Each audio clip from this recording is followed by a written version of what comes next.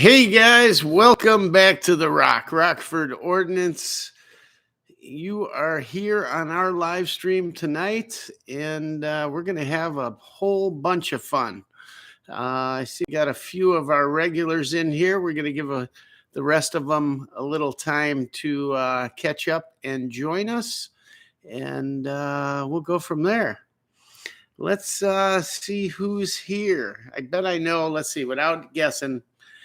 I was in there earlier, but I didn't look. I'm going to take a guess.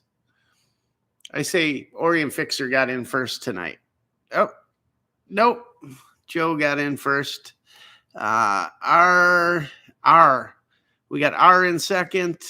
Orion's in there. Chase is here. What's up, Chase? Hi, guys. I'm glad you're all in here.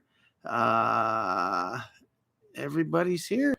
We just need a few more and we'll get going. So like the title says, hopefully we get a bunch of new people in here tonight and a bunch of our regulars, and we can do what I thought we'd do. I said in there it's going to be hopefully a whole bunch of AK stuff tonight, and we're going to be able to just take questions, answer questions. You guys pick the topics by what you post tonight. So other than, let's see, people feeling old, young. I said they're like 2-year-olds tonight. They're all fighting in there. Not fighting, but, goofing around. But hopefully we get a bunch of people in here and we can talk about AKs and everything else going on in the firearm world. I got some news for you, some observations I've made. Maybe some of you got a chance to see our video we put out earlier today. I put one out about the first go around of our buy 39 compilation here. We're getting that moving.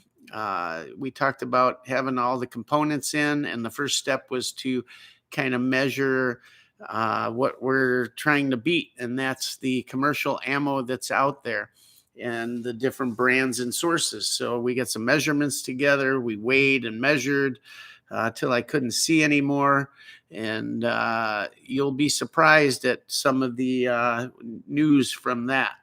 So let's take another look at the chat here and see who joined in. I saw a couple questions here. Joe says, nothing's normal anymore, at least speaking for me. I proudly live by the standard of normal. Always have. Chase is laughing at me. I'm not that funny. Don't worry. I enjoyed the last in-depth look at the commercial 7.62 by 39. I've had good luck with most of it. Tula being hit or miss for my rifles. Strange, my ZPAP is more accurate than my PSAK 103. Thoughts on best AK pistol from AGK 47. We'll get to that. Let's see. Who else here? Gabriel Buddhist the third. Howdy, Rock. Good to see you. Good to see you here. RJ Adams. Hi, I'm new. Okay, here we go. 5.56 ammo. Is it going down? I want to buy in bulk. And then I guess there's an AK enthusiast gathering every year south of Eau Claire. Really? A guy I met at the range invited me, but I couldn't make it on short notice. But they have a couple sponsors who go to the event. That's pretty cool. I haven't heard of that. There's a couple AK builds up here in Wisconsin, and there's a bunch in Illinois. So, yeah, I could see it being big. That'd be awesome. I'd like to know what the name of it is. It'd be cool to look into it. But let's get right into some of the questions here. The quick ones I'll answer quick, and then we'll get into some of the other ones. Thoughts on best AK pistol? Well, I've kind of built and or accessorized a few. And first one I did was a mini Draco. At the time, I had a choice between a regular Draco, a mini Draco, and a micro Draco. They had them all on the wall, my choice. The mini, in my opinion, just too small. there may be one or two handguards out there, but you can't even mount a micro red dot on it. Too small. The Draco, I would really like to do one of those now, but the mini Draco at the time was really a cool pick. And like anything, it's Arsenal built in Romania at Cougar or Cougar, however you want to pronounce it. Solid pistol, likes to throw big flame balls, pretty accurate.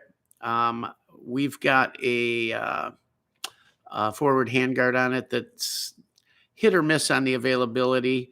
It's from Manicore Arms. It's an alpha rail.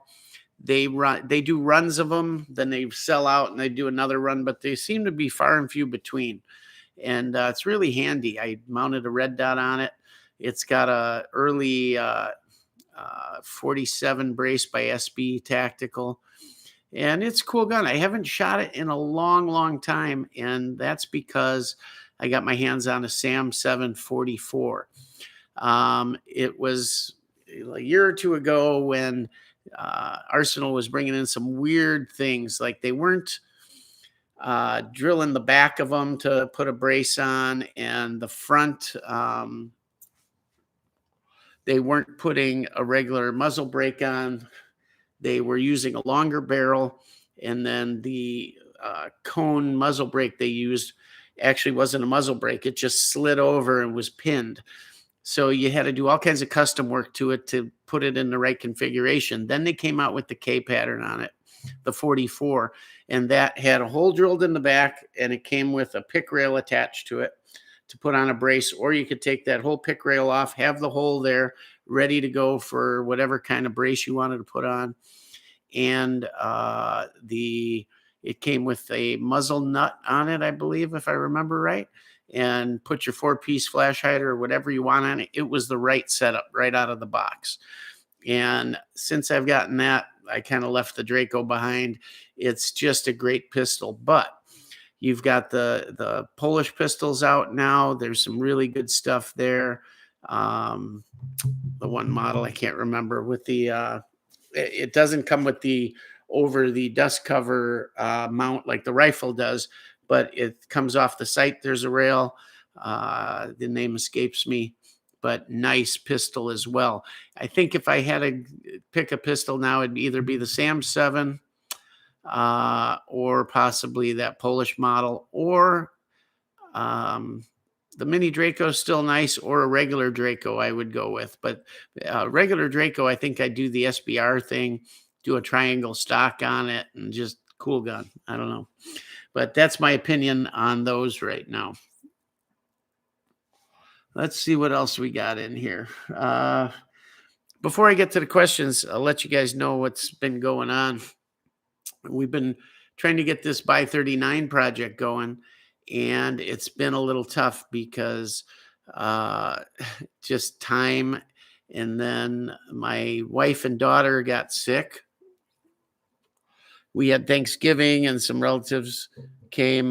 They were sick and just cold. One had pneumonia, no COVID. Well, don't you know, my wife and daughter come down with COVID.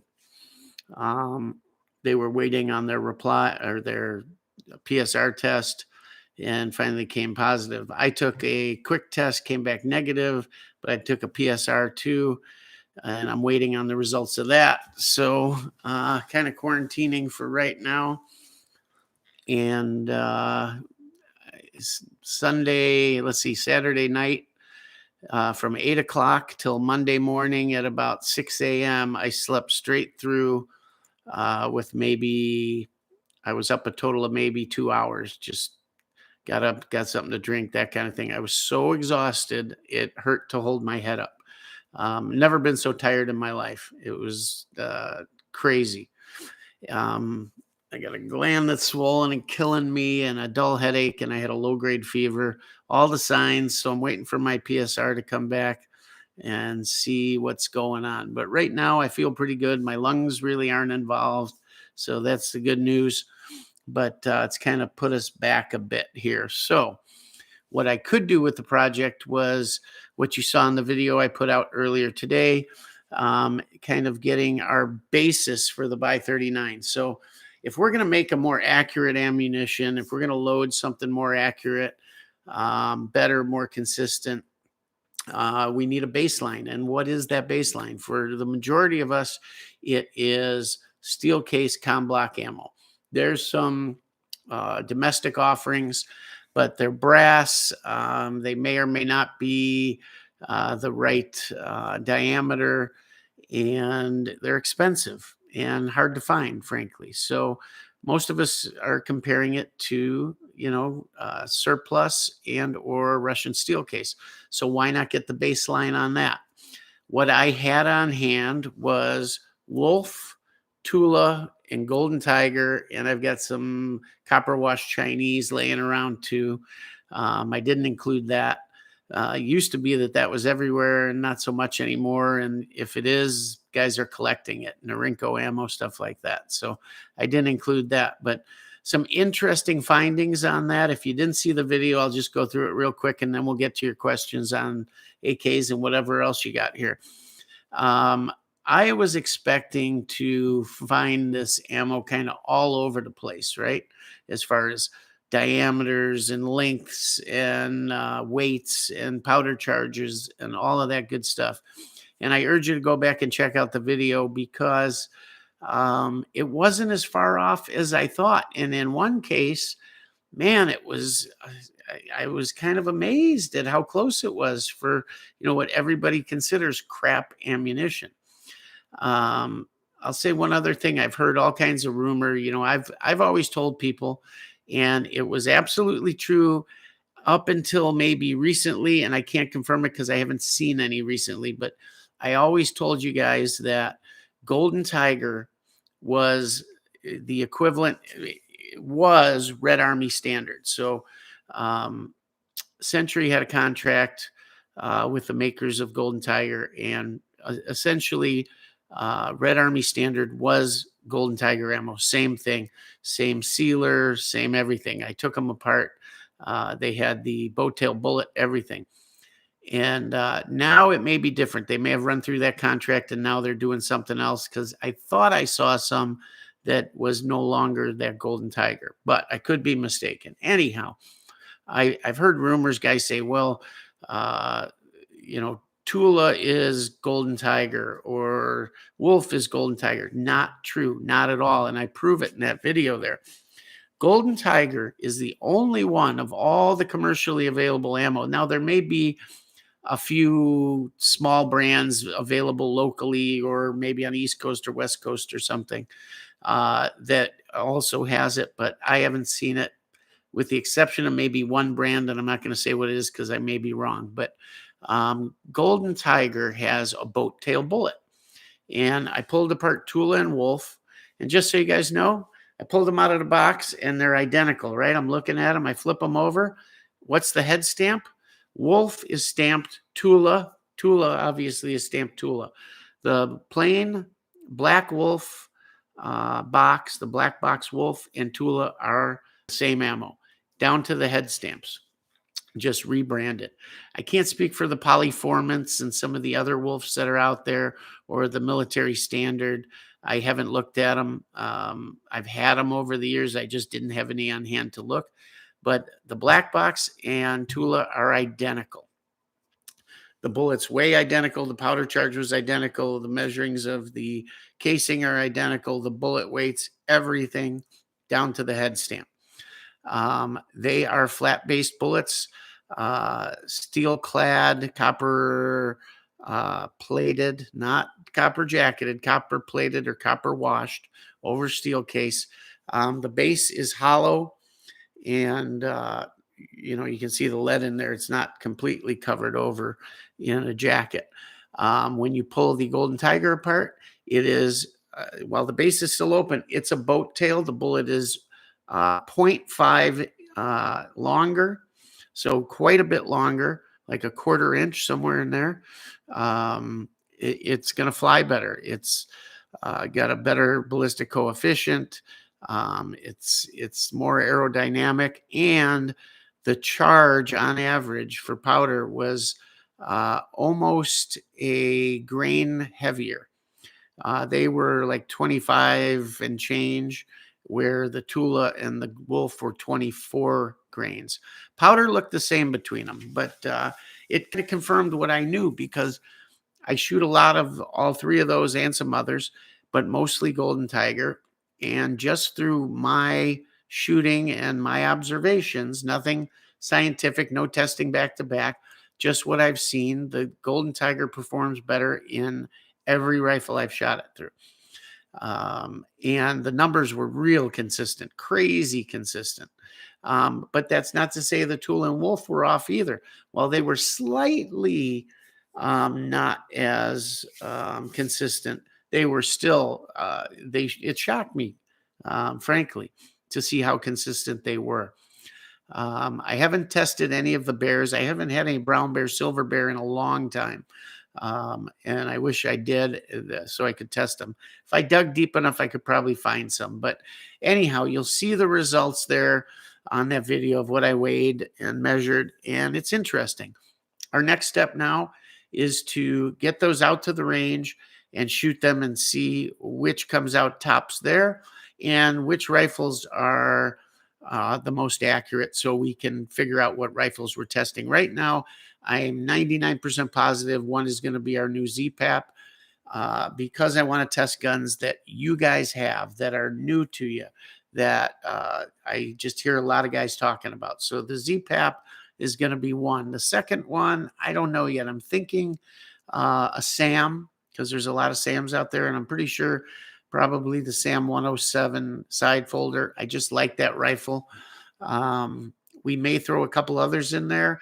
I may throw the Krebs rifle in there simply because I have a scope on there, and but the barrel's a little shorter. So we'll see. But for sure, the ZPAP and the side folder, and we'll see what else.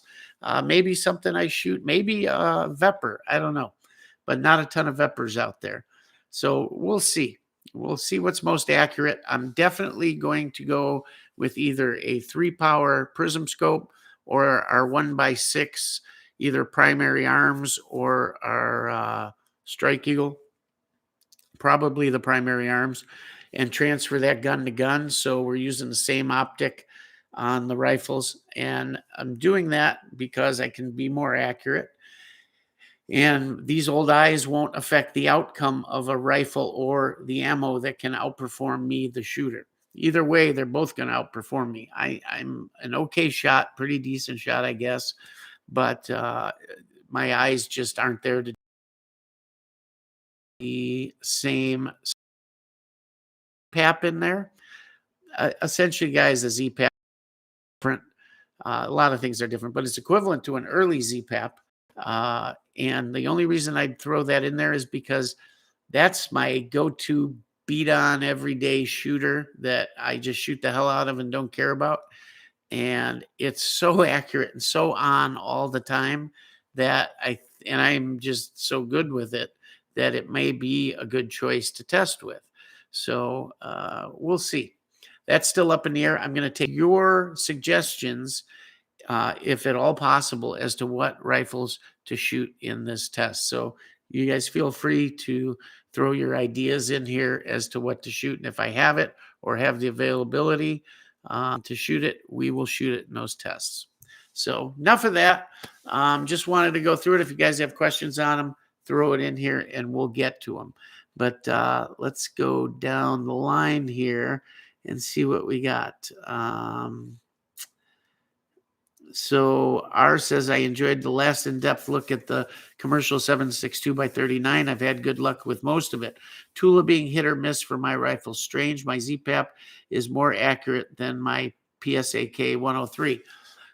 Two questions on that. I hear a lot of that about Tula ammo, that Tula, in my opinion, gets a bad rap. People bang on it and say, I got a bunch of misfires or light strikes or the primers are hard or whatever the case may be. And I truly, truly think that if for whatever reason, it's developed kind of a stereotype, and maybe it was true because stereotypes sometimes are found in truth, right? So they have to develop somewhere. But maybe in the past, maybe it was just the guns back then, and it was kind of one of the first ones available out there. But I've had no better or worse luck with Tula than anything else. And I've always said that I don't shy away from it. If anything, I do just because other people do, but I've never had a problem with it. Second of all, why would you think your PSA K103 would be more accurate than your ZPAP? Just curious. To me, an arsenal built gun, which the ZPAP is the best you can get. I mean, it's built on original machinery that's been building military and police guns forever, as well as commercial guns and guns sold under military contract around the world. Not to bang the PSAK, great gun. They've made tremendous strides, but why would you think it's any better? You've got a chrome line bore. You've got bulge trunnions, heavy receiver, heavier barrel. Great gun for accuracy, let me tell you. Anyhow, if you wouldn't mind, throw in why you would think your ZPAP, why it's strange you find your ZPAP more accurate. I think that it would be. Let's see. Saw Gunner Fred's in here. So guys, Saw Gunner Fred is our partner in this testing. He's jumped in and just helped us tremendously with it. While I'm an experienced reloader, and I reload some what I consider my precision stuff for 308, and I mess around with 5.56 223.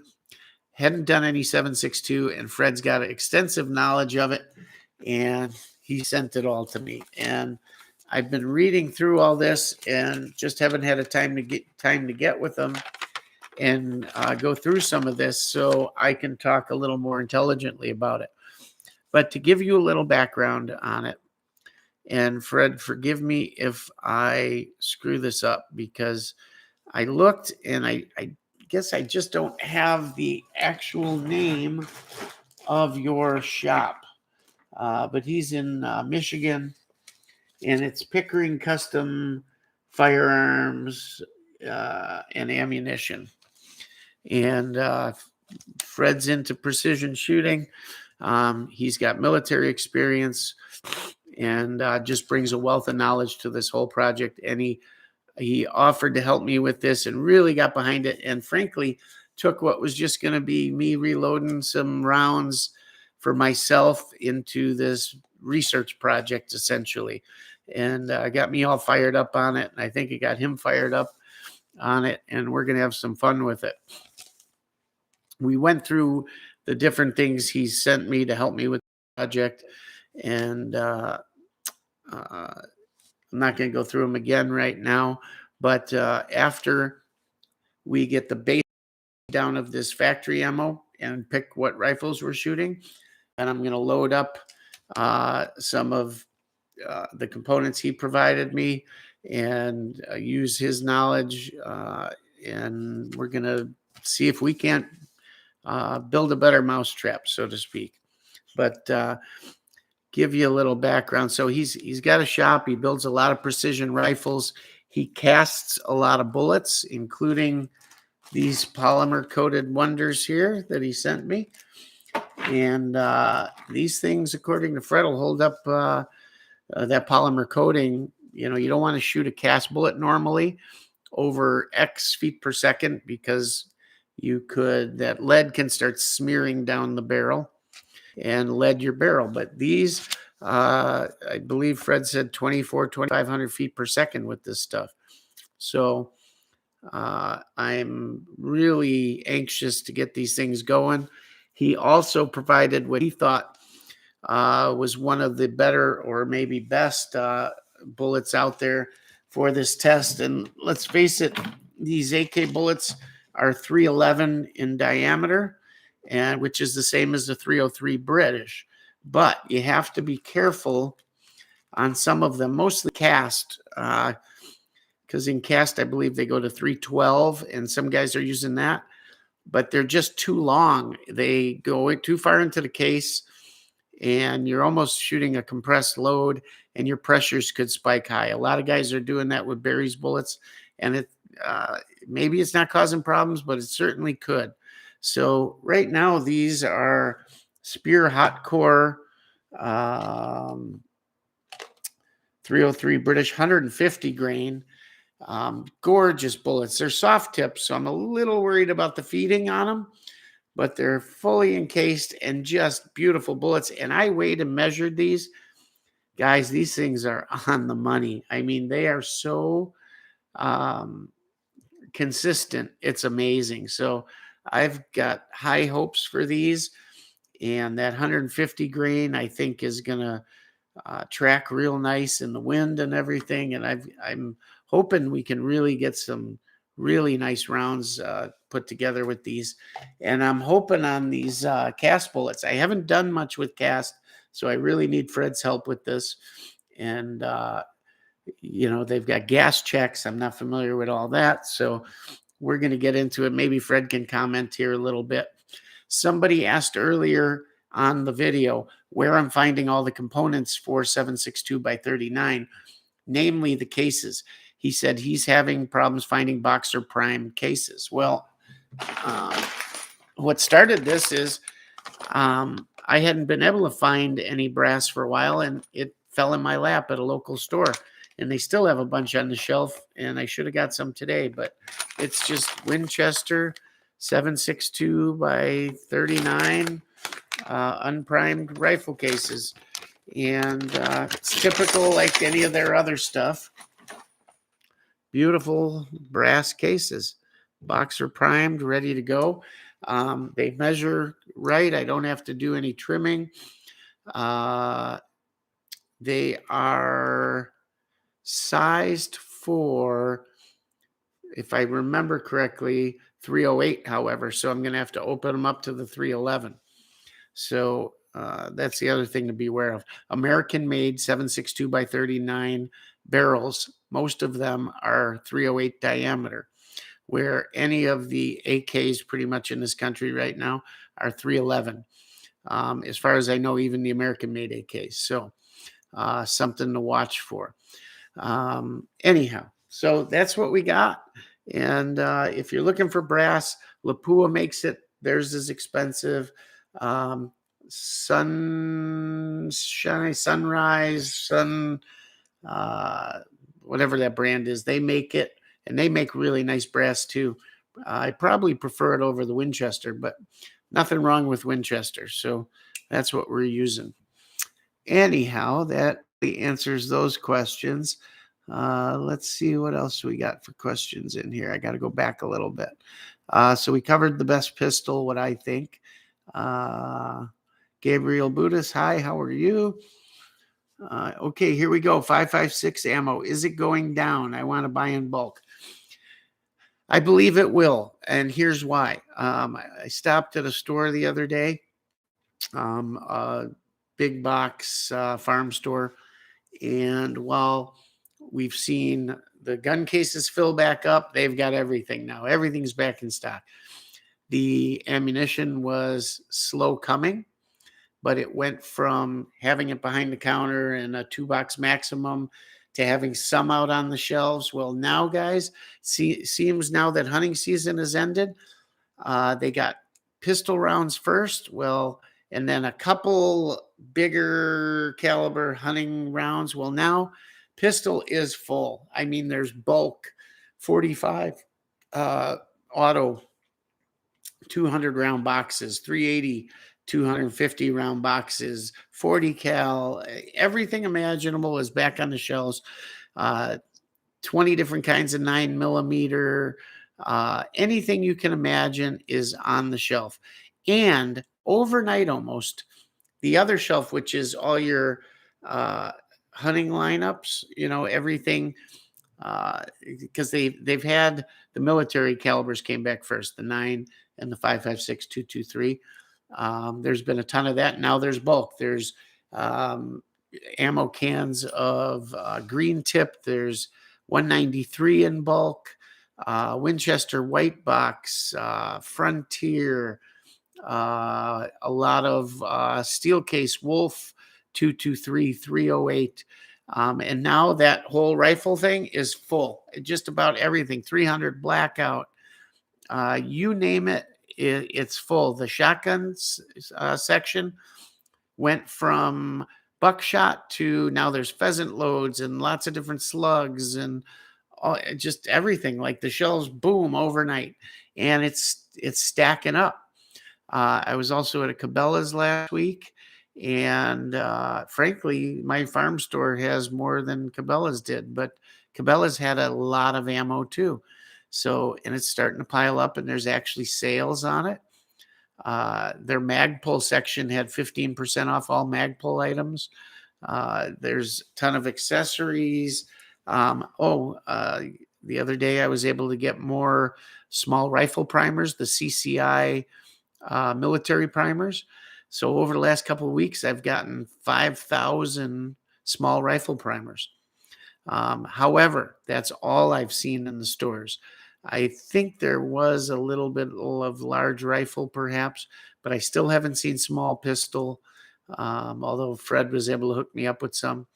But it's coming back. I mean, there were, when I got there the other day, there were 3,000 small rifle primers on the shelf. I bought 1,000 of them.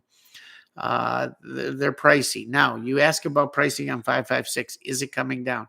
I say yes, because it's starting to stack up. To me, I'm seeing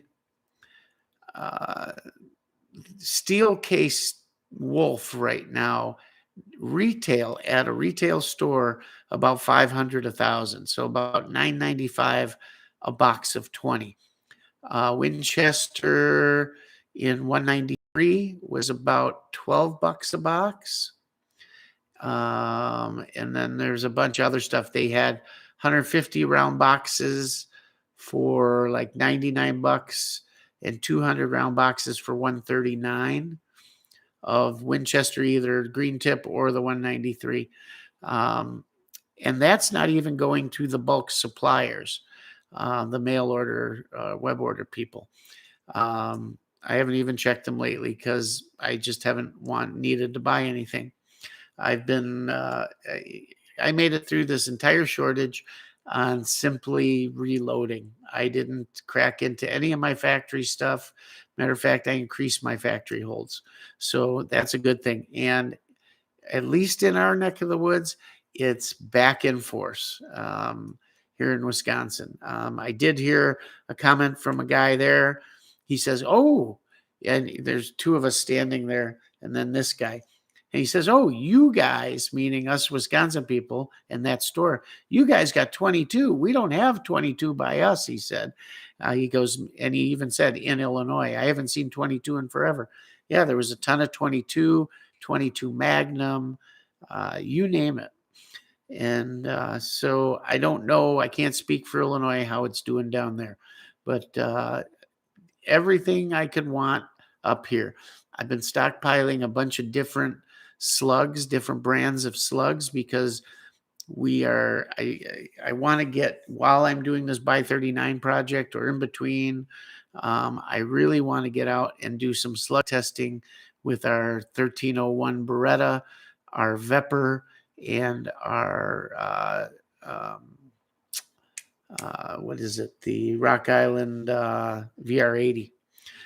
Do some slug testing. I had so much fun shooting steel with those slugs at 100 yards that I really want to get out there and do some testing and maybe try and go 150, 200 yards with it and see what we can do. So that's kind of my little pet fun project for me to do. So we're going to work on that while we do the Buy 39 project. And frankly, the slug thing will just be one day. If I feel good enough and the weather's good enough, maybe I can get out tomorrow and do it. But I've just been so tired, and you can hear it in my voice too. Just super tired. So we'll see how this thing goes. If my test comes back positive, I won't be going anywhere.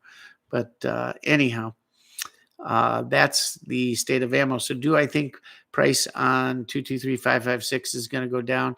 I do think so. Maybe not right away, but let's say maybe just after the holidays, you'll see it drop a little bit. Because you may see some gift giving with that and people buying it up, or maybe spending money on Christmas doesn't include ammo, so uh, you may see some sales. But I do think it's going to go down.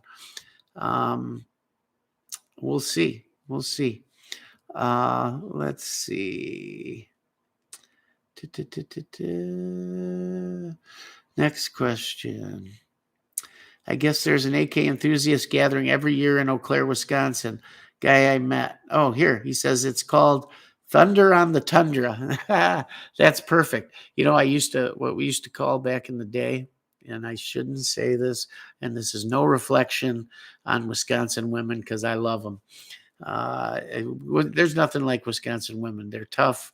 They're beautiful. They're gorgeous. A lot of Scandinavian, and but we used to joke. Well, more so in Michigan. Oh boy, here we go. When I was in college, up north, we'd call them tundra pigs. Funny, funny, funny. Anyhow, it's in Ripon, Wisconsin. You said Ripton, but I think you meant Ripon, Wisconsin. They have a Facebook page, I guess, Comblock, Wisconsin. It's held at the Ripon Rifle and Pistol Club. I don't have Facebook. I'll have to go in and check it out. What month do you think that was? Because, boy, that would be awesome to go. Maybe I get Krebs to go with me, or maybe sponsor something. I don't know if he's into that or not. Maybe not an AK Shorty, but I'd love a Shorty VZ58 with Stormworks pick rail for Brave. I don't. Oh, and I want one back. Have done it earlier. I'm going to get one, but I can't see taking a rifle like that and shortening it up. I think they're historical enough and not enough of them out there to be messing with them. Uh, I think it's almost sacrilege on that rifle in a way. I just love the original with the beaver bark furniture. Got to get my hands on one. If anybody has a line on one, new in the box, and only the latest one from Checkpoint USA, I really want to get one. Let's see. Joe says, Rock, the crap ammo is only crap because Bubba doesn't think it's any good. People who shot the steel case ammo in any volume know it's good stuff. You are absolutely correct, Joe. And me and Fred were saying the same thing. And I'm pretty vocal on it. A lot of guys tiptoe around it and say, well, if you don't want to shoot steel case, don't shoot it. And yeah, okay, I see your point. No, I don't see your point. I'm very vocal on it, and I'll be very firm on it. And I believe what I believe is absolutely true. Some guys won't shoot steel case through their rifles for all the tea in China. And I say you're missing out. First of all, it's not going to wear your rifle. Certainly not to any degree you will ever notice or wear your gun out or make it inaccurate or cause problems or extractors failing or any of that. It's just not true. Matter of fact, so far, including my hand loads, the best my AR-10 has ever shot, the tightest group it's ever shot, was with Wolf Steel Case 308 ammo. It amazed me. I don't know what it was. The gun liked it, whatever. Best it's ever shot. There's nothing wrong with steel case in 9, in 223, in anything. It's not going to wear it out. The steel, I'll say it one more time and I'll get off it because I'll bore you guys with it. But it's not going to wear out your extractors. It's not going to wear your barrel and your rifling. It's not going to do any of that stuff. The steel is annealed. It's much softer than the tool steel your gun is made of. And if your gun is wearing prematurely from steel case ammo, you need a new gun or you bought a crap gun, because there's no tool steel in the world going to wear out from the soft steel they put in steel case or the jacket on the bullet.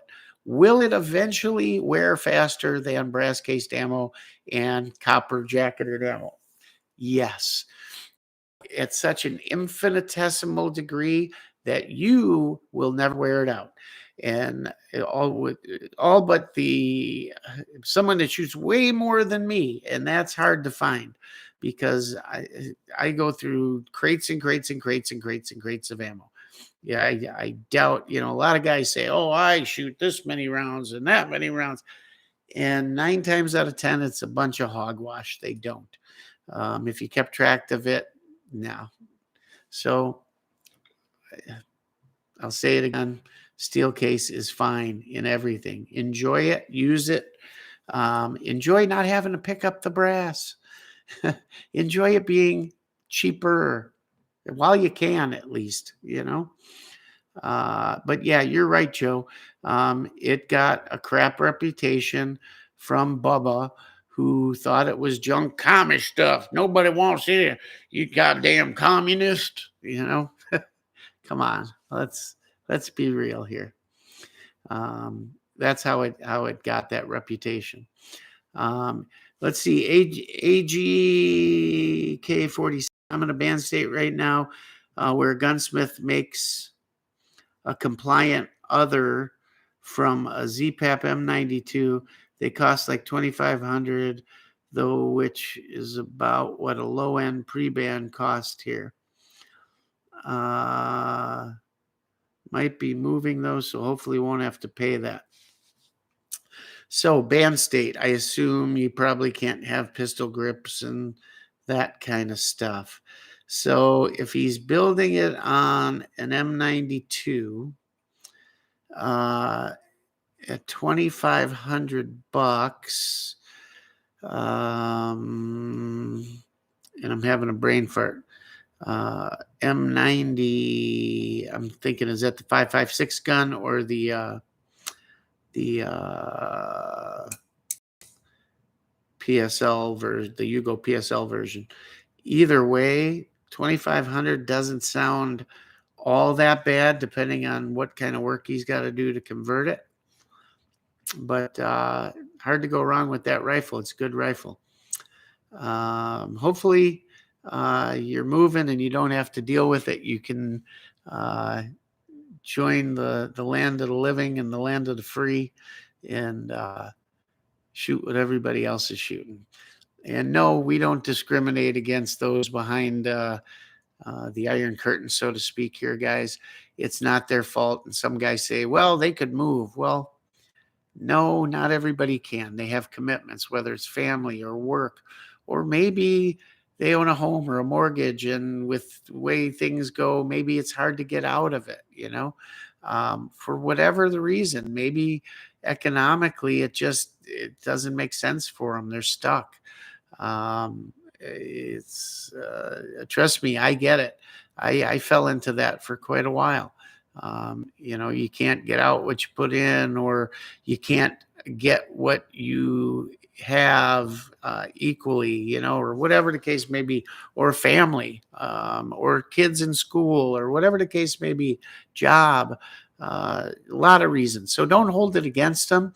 If anything, we need to fight with them to get rid of some of these laws and have them move more toward the freedom side like we are. But it's hard everywhere, right? We got to stick together. You can't fight amongst us. That's all. So Dixie Livin's in here. I love when Dixie Livin shows up. I feel like the show is complete when they pop in here. Evening, folks. You did some good work on those bullet comparisons. Thank you. I saw you thought it was a live stream and that you're missing it. Sorry if it came across like that. I think it's because I did that, what do they call it? A premiere. I like doing those. It's kind of cool. So it seemed like it. Saw Gunner Fred's in here, our partner here in the Buy 39 project. He's in here. Guys, if you have questions regarding ammo, loading, precision rifles, anything for that matter, throw it up here and Fred's free to answer because he knows it. Fred served in the military. Matter of fact, some of the bullets and powder and some components I have to compare here are from while he was serving our country. And I'll read you a little something here. Let me get my glasses so I'm not squinting. Because, man, lately, maybe it's the COVID here. My eyesight's getting bad. So, Fred states in his notes here, import ammo used by stateside use, meaning what I tested, the Tula, the Wolf, the Golden Tiger. He says it is not the same as NATO, Russian issued or commie bloc countries ammo. So what the commie bloc countries are giving their military is not the same that we are getting when you open a box of Wolf or whatever. He states unequivocally it is not the same. And I can tell you, I believe him because he provided me with some special rounds here. And I'll read one of the notes here. It says, took 11 rounds taken apart from Fred's deployments in Panama and Honduras. Fred deployed as Special Forces operator and 82nd Airborne Division while under SOT, COT combat operations while serving under Ronald Reagan from 81 to 87. These Russian-issued NATO rounds has had consistent 135 grain full metal jacketed bullets, sealed, all 11 on Dillon and Vernier scale. Propellant was the same powder type. However, when burn test was performed, Russian NATO was fast burning and all charge weights were 29 to 30 grains. Berdan primers were sealed, as were,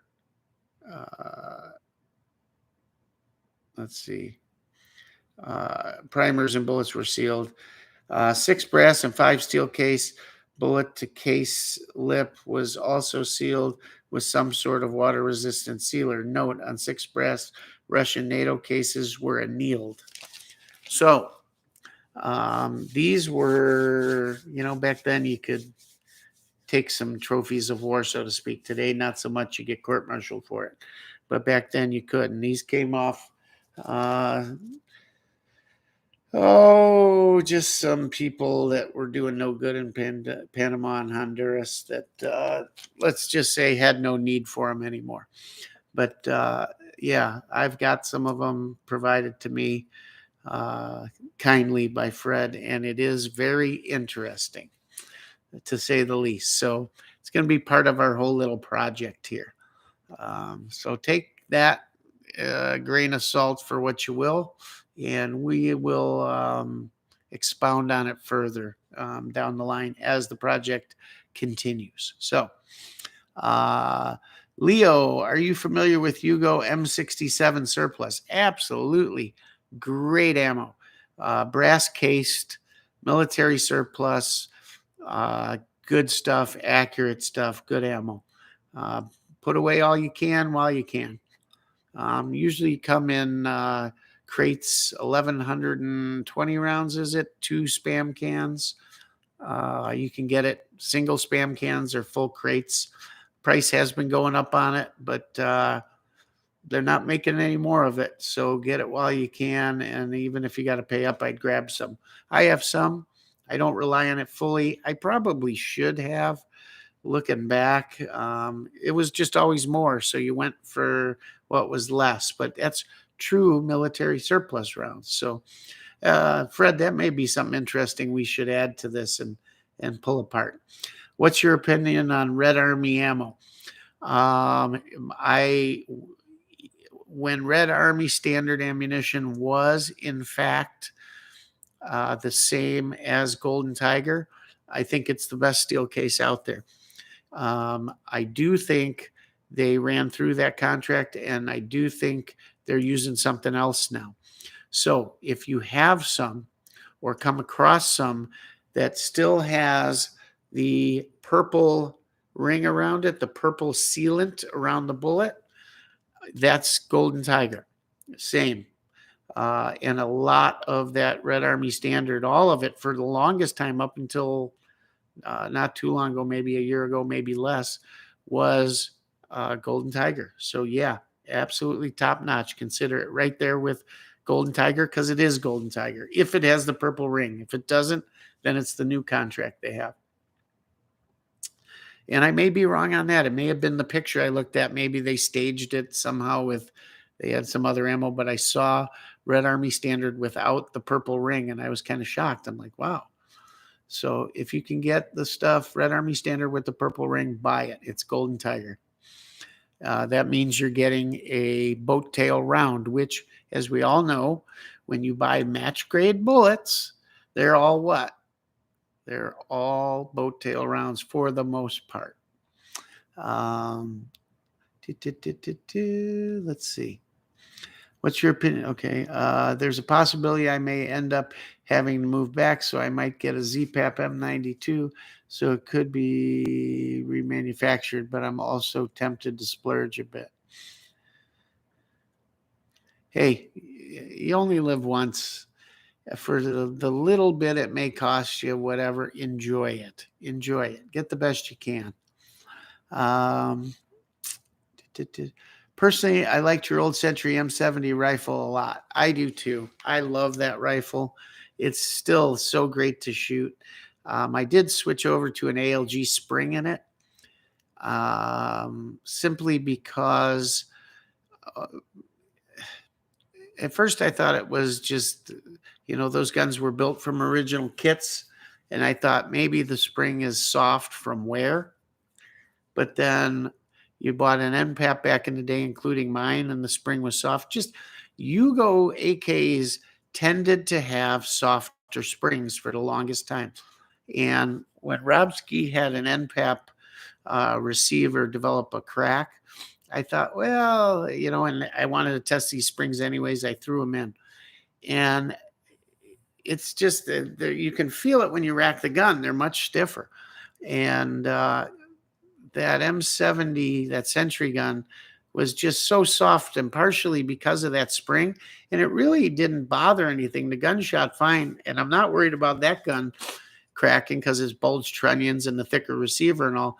I may go back to that stock spring. It just seemed like it was a smoother, better running gun with that. And God, I love shooting that gun. Just iron sights, and it's accurate. It's fun. I like underfolders. I really do. Love underfolders. The only thing that's missing is, an optic mount. But hey, I just like that gun a lot. So cool. If you guys can get a Yugo underfolder, I hope Zastava comes out with a ZPAP underfolder. I will be first in line to get my hands on one. Great gun. I love Tula. I've never had a bad round. That's Joe. I'm with you, Joe. Never had a bad round either. And Orient Fixer says the same. Never had a bad round in 7.62 or 5.56. Hey, I've been buying a ton of Tula 223 5.56 ammo because it's cheap, and I got 2 or 3 guns, including my Sam 5, that annihilate the brass, and I just can't see wasting good reloadable brass by bending it in half. So I've been loading up on that stuff at $9 a box, and we're going to shoot the crap out of it. And I haven't had one bad round of it. Not at all. Or the 9. I've shot a ton of the 9 Tula, and it's been great too. Out of all my pistols and my Scorpions, shoot a ton of it. Let's see. Have had misfires with Tula 7.62 by 54R brass, but none with PPU over 2 separate rifles. But both were also clapped out type 53A. Let me think about that one. So 7.62 by 54R. I have not shot that cartridge in so long, and I have a lot of it. I've got, when I was buying it, I bought almost exclusively Brown Bear. But I do have a few wooden crates of Czech silver tip. For any of you that are in the Mosins or that round at all, you'll know that that silver tip is held as probably the most accurate of it. I think it was what they provided, for the snipers. And I've got crates of it left. And we got to get some Mosin videos going here. It's funny you mention Tula 762 by 54R because I almost bought the other day. They had, I don't think it was Tula though, I think it was Wolf. And I almost bought some just because. But I wonder if when you say misfires, you mean like a light primer strike and it didn't go off, or it hit it fully and didn't go off, or a hang fire, or what? What'd you have? I haven't had any issues ever, unless it was the gun's fault. Let's see. What else? What else? God, you guys got a ton of questions, and I'm just going to go through them all here. This is great. Love doing this. Love doing this. And it keeps jumping on me, and I'm not keeping up fast enough. Holy cow. Okay, here we go. My experience tool is it shoots just fine, pretty accurate. That's Tim Farley. Yep. Wasser 10 is pretty prevalent with many AK owners. ZPAP, SAM7 SF are great choices for the test guns. I have all three. However, my Wasser 10, I don't consider it a good candidate because of the warped receiver on it. It's just not one of the better Wassers out there. Although, you know what? Let's take it. I've never really done accuracy testing with it. Maybe I'll bring it out there. Hey, when you look at the gun, you'd think, man, this thing's never going to run. And it runs just fine, never misses a beat. Let's see how accurate it is. I don't know. We'll see. Know what you mean on optics. Been swapping out red dots for 3x prism scopes. Bernal as test. Yeah, I love those 3x prisms. Some of the most accurate production 7.62 by 39 are the 154 grain Bernoulli and Tula. I don't have a whole lot of experience myself, but think at long range it would be a bit better. So I've only shot 3 or 4 boxes of that Bernoulli. If by that you mean the red and green box, I hadn't seen that until 6 months ago, a year ago. I bought a few boxes of it. To tell you the truth, I never looked at the grain. I thought it was just, 122, 123 grain, whatever. I'm sure I looked at the box. If it was 154, I would have taken note. But yeah, I sure like to get my hands on some of that and shoot it. But I've not shot any 154 grain stuff that I know of. But yeah, I would think long range, those would be better rounds. I would think. I don't know. Although I think we can get some higher speeds with the lighter stuff. So we'll see. Let's see. Fred says, hoping I didn't get too far geeked on you, Chris, but so much of casting is the quality of the lead. These companies like Barry's, Woodlands, etc., sell the keyword is BRN, which is Brinell hardness rating of the lead. And for those of you that don't know, when you're casting bullets or you think bullets, you think lead, right? Well, bullets aren't just lead. There's tin mixed in there and another thing called antimony or antimony, or I don't know how you pronounce it. But it makes the lead a little harder, not as soft. Without it, it would be just really gushy. And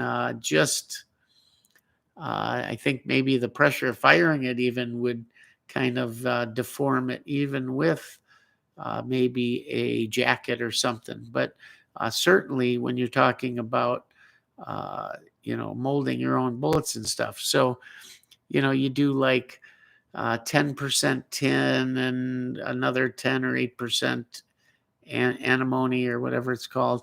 And you come up with a mixture, and then they use the Brinell hardness scale to rate it. So Fred has a whole thing on it, which, no, you're not geeking out on me at all. while I want to get into casting my own bullets, I would love to. Not just bullets, but I'd love to mold shot, because I'd love to do some experimenting with reloading buckshot and slug rounds. I really would.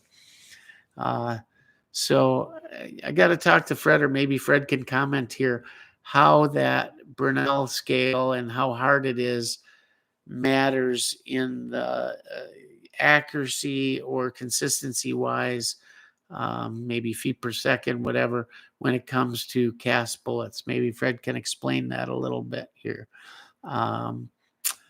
AGK 47. Oh, also heard of the Kalashnikovs Bullpup Sega 12 shell. It's a shell or shotgun? I'm sure it's a shotgun, bullpup shotgun. I doubt it's a Sega, a copy of a Sega maybe. But yeah, I've heard something about those coming out or been out. I haven't not had any experience with one. The reason I started casting years ago, Fred says, was for the very reason of not being able to get anything over a BRN of 5 premium lead, like I have shipped in products, BRN of 15, and of course produces a BRN of 15. And of course we rate weight of bullet per BRN, which makes the average person go nuts when scale weighing. I see. So you're saying, depending on the hardness of the lead mixture, meaning the lead, the tin, the antimony, depending on that hardness, it kind of changes the grain weight of the bullet, I guess. He's going to have to school me on that one, but I'm going to take his word for it. I've not been out. Let's see, Joe. I've not been out looking in a good while. Money's tight. No, until insurance pays for meds again. Okay. Yeah, there's a lot of stuff out there, Joe. So when you can get out there, check it out. The Tula stash I have, stovepipes, 2 to 3 rounds every 2 mags. I still shoot a lot of it for the ZPAP versus PSAK. I didn't necessarily think it would be more accurate, just found it interesting in a good way. Okay. So you're saying your Tula stovepipes rounds coming out of your ZPAP and your PSAC. I'm kind of shocked at that. I don't know. And you're saying other ammo has not. Could be a couple things. Like I found that the Wolf and the Tula were lighter on powder charge. Could be maybe, or the mags. Who knows? It depends, though. Is other stuff running just fine? Fred, for your information to everyone in here tonight, futures are showing ammo is going back up. As a wholesale buyer, I took heed. PMC 556 62 grain green tip I found for $3.75 a case. Grab 15. Word is over 75 cents a shot. So you're saying Fred buys ammo wholesale for his shop. And he's saying his suppliers are saying it's going up. Okay, well, good to know. Man, I wish I could buy a green tip for $75 a case. Holy cow. Man. The event in Ripon is the weekend of August 28th. So it's passed. But from what I understood, it's the same date every year. Awesome, man. I'm going to definitely try and put it on the schedule. Is it a big event? A lot of people show? How many people roughly? Any of the big companies there? Fill us in. Joe, that is very interesting. Yes, it is. As far as the, I'm sure you're talking about the ammo prices. That being said, Tula 45 ACP is all I shoot next to hand loads. I even reload the steel for 45 Tula. I want to know how you reload the steel. Is that steel not, is it boxer primers in that steel? Because I have a hard time with the primers. Otherwise, I would try reloading it. Saw Gunner Fred, Joe Morgan, no shoot, grabbed up more tool of steel case as well. It's headed back up. Question is it Brandon's greed and trying to take away more 2A rights? You wonder, but would that affect the ammo companies? Who knows, right? What connections there are. Only one gun I won't shoot any steel in is my first gun. I only shoot carry ammo in it, rarely because it's my first gun and I love it, want to keep it forever. With steel case, you can clean up with a magnet. Doesn't get any easier. Yep, and you don't feel bad about leaving it lay on the ground either. M92 is, oh yeah, of course. I had a brain fart. The pistol. Yeah, that's a great pistol. You know what? And I left that out when someone asked what I thought about pistols. That's right up there too. So the Sam 744, the Polish pistol, and the Yugo. I need a Yugo pistol. That's a nice gun. I'd put that almost at the top because for the money, it's hard to beat. Pricey, man. When they were down there, I bought mine in under $1,000, $899 or something back in the day. Right before they went through the roof. I got like the last one before they went away and said they weren't coming back, and then they came back with that same setup where you had the right barrel and the back end done up for you.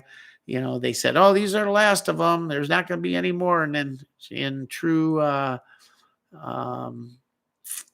Kavar and Arsenal in true form, they came back. Oh, here's another boatload of them.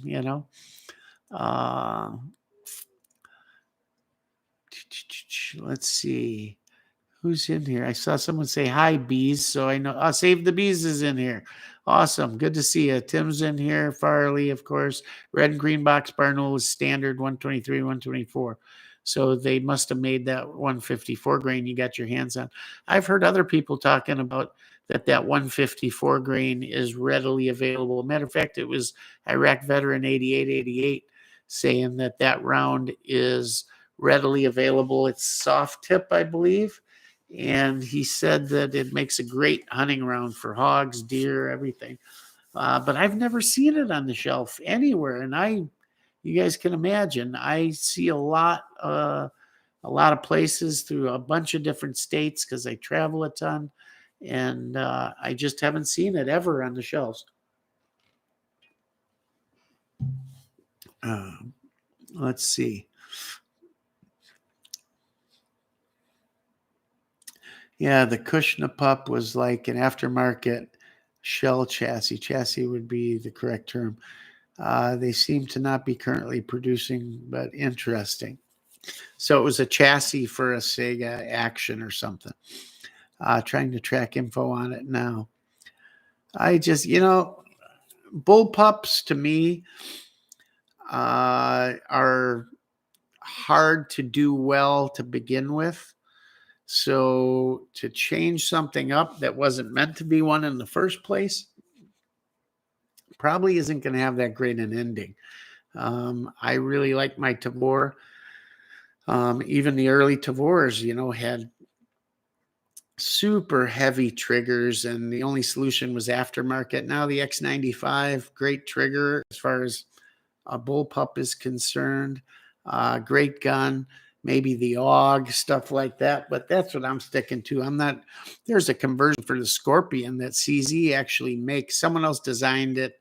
They bought the rights. Why? I don't see why. I don't know. I just wouldn't do it.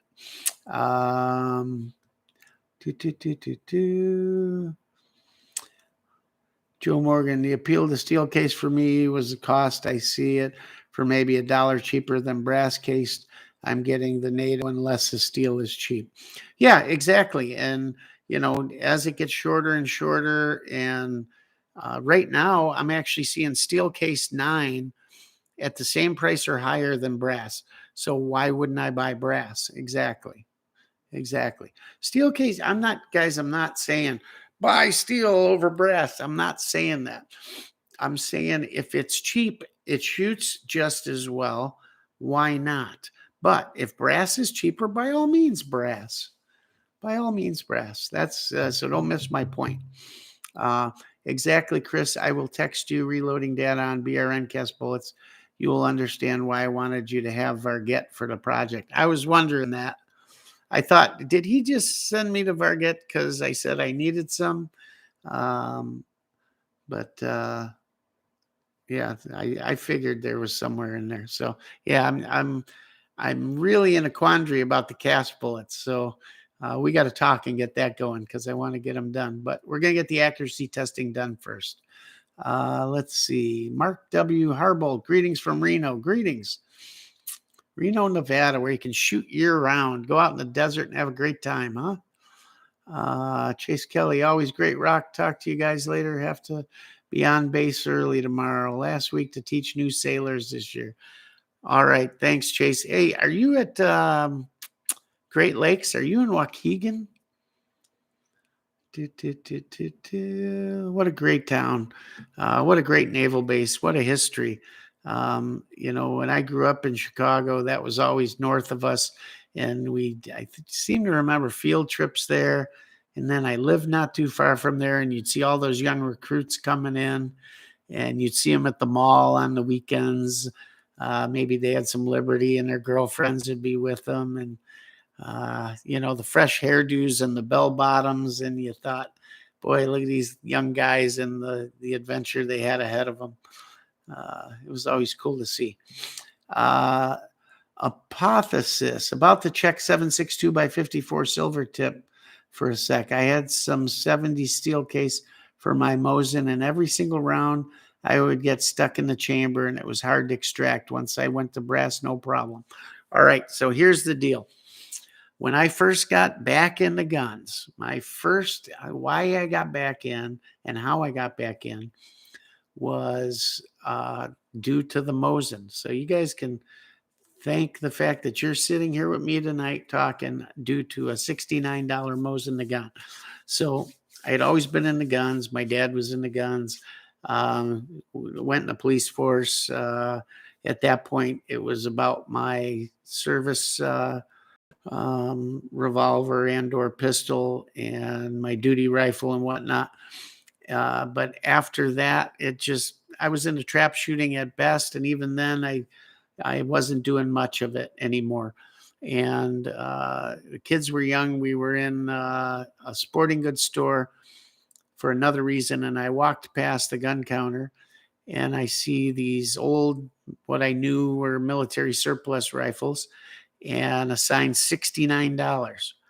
And it just intrigued me. I said to the guy, what kind of gun can you buy for $69?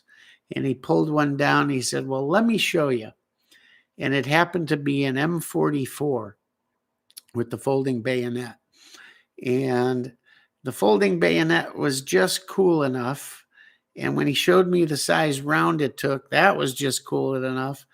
And the $69 was just cheap enough that I said, hell yeah, I'll take one. What the hell? It just looked interesting.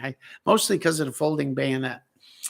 And got one. I bought a box of Brown Bear and took it home and fired it.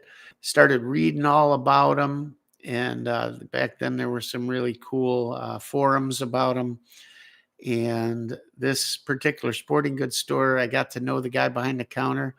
And as I read and read and read, I found out about all the different variants. First of all, the 9130, the M44, the M38.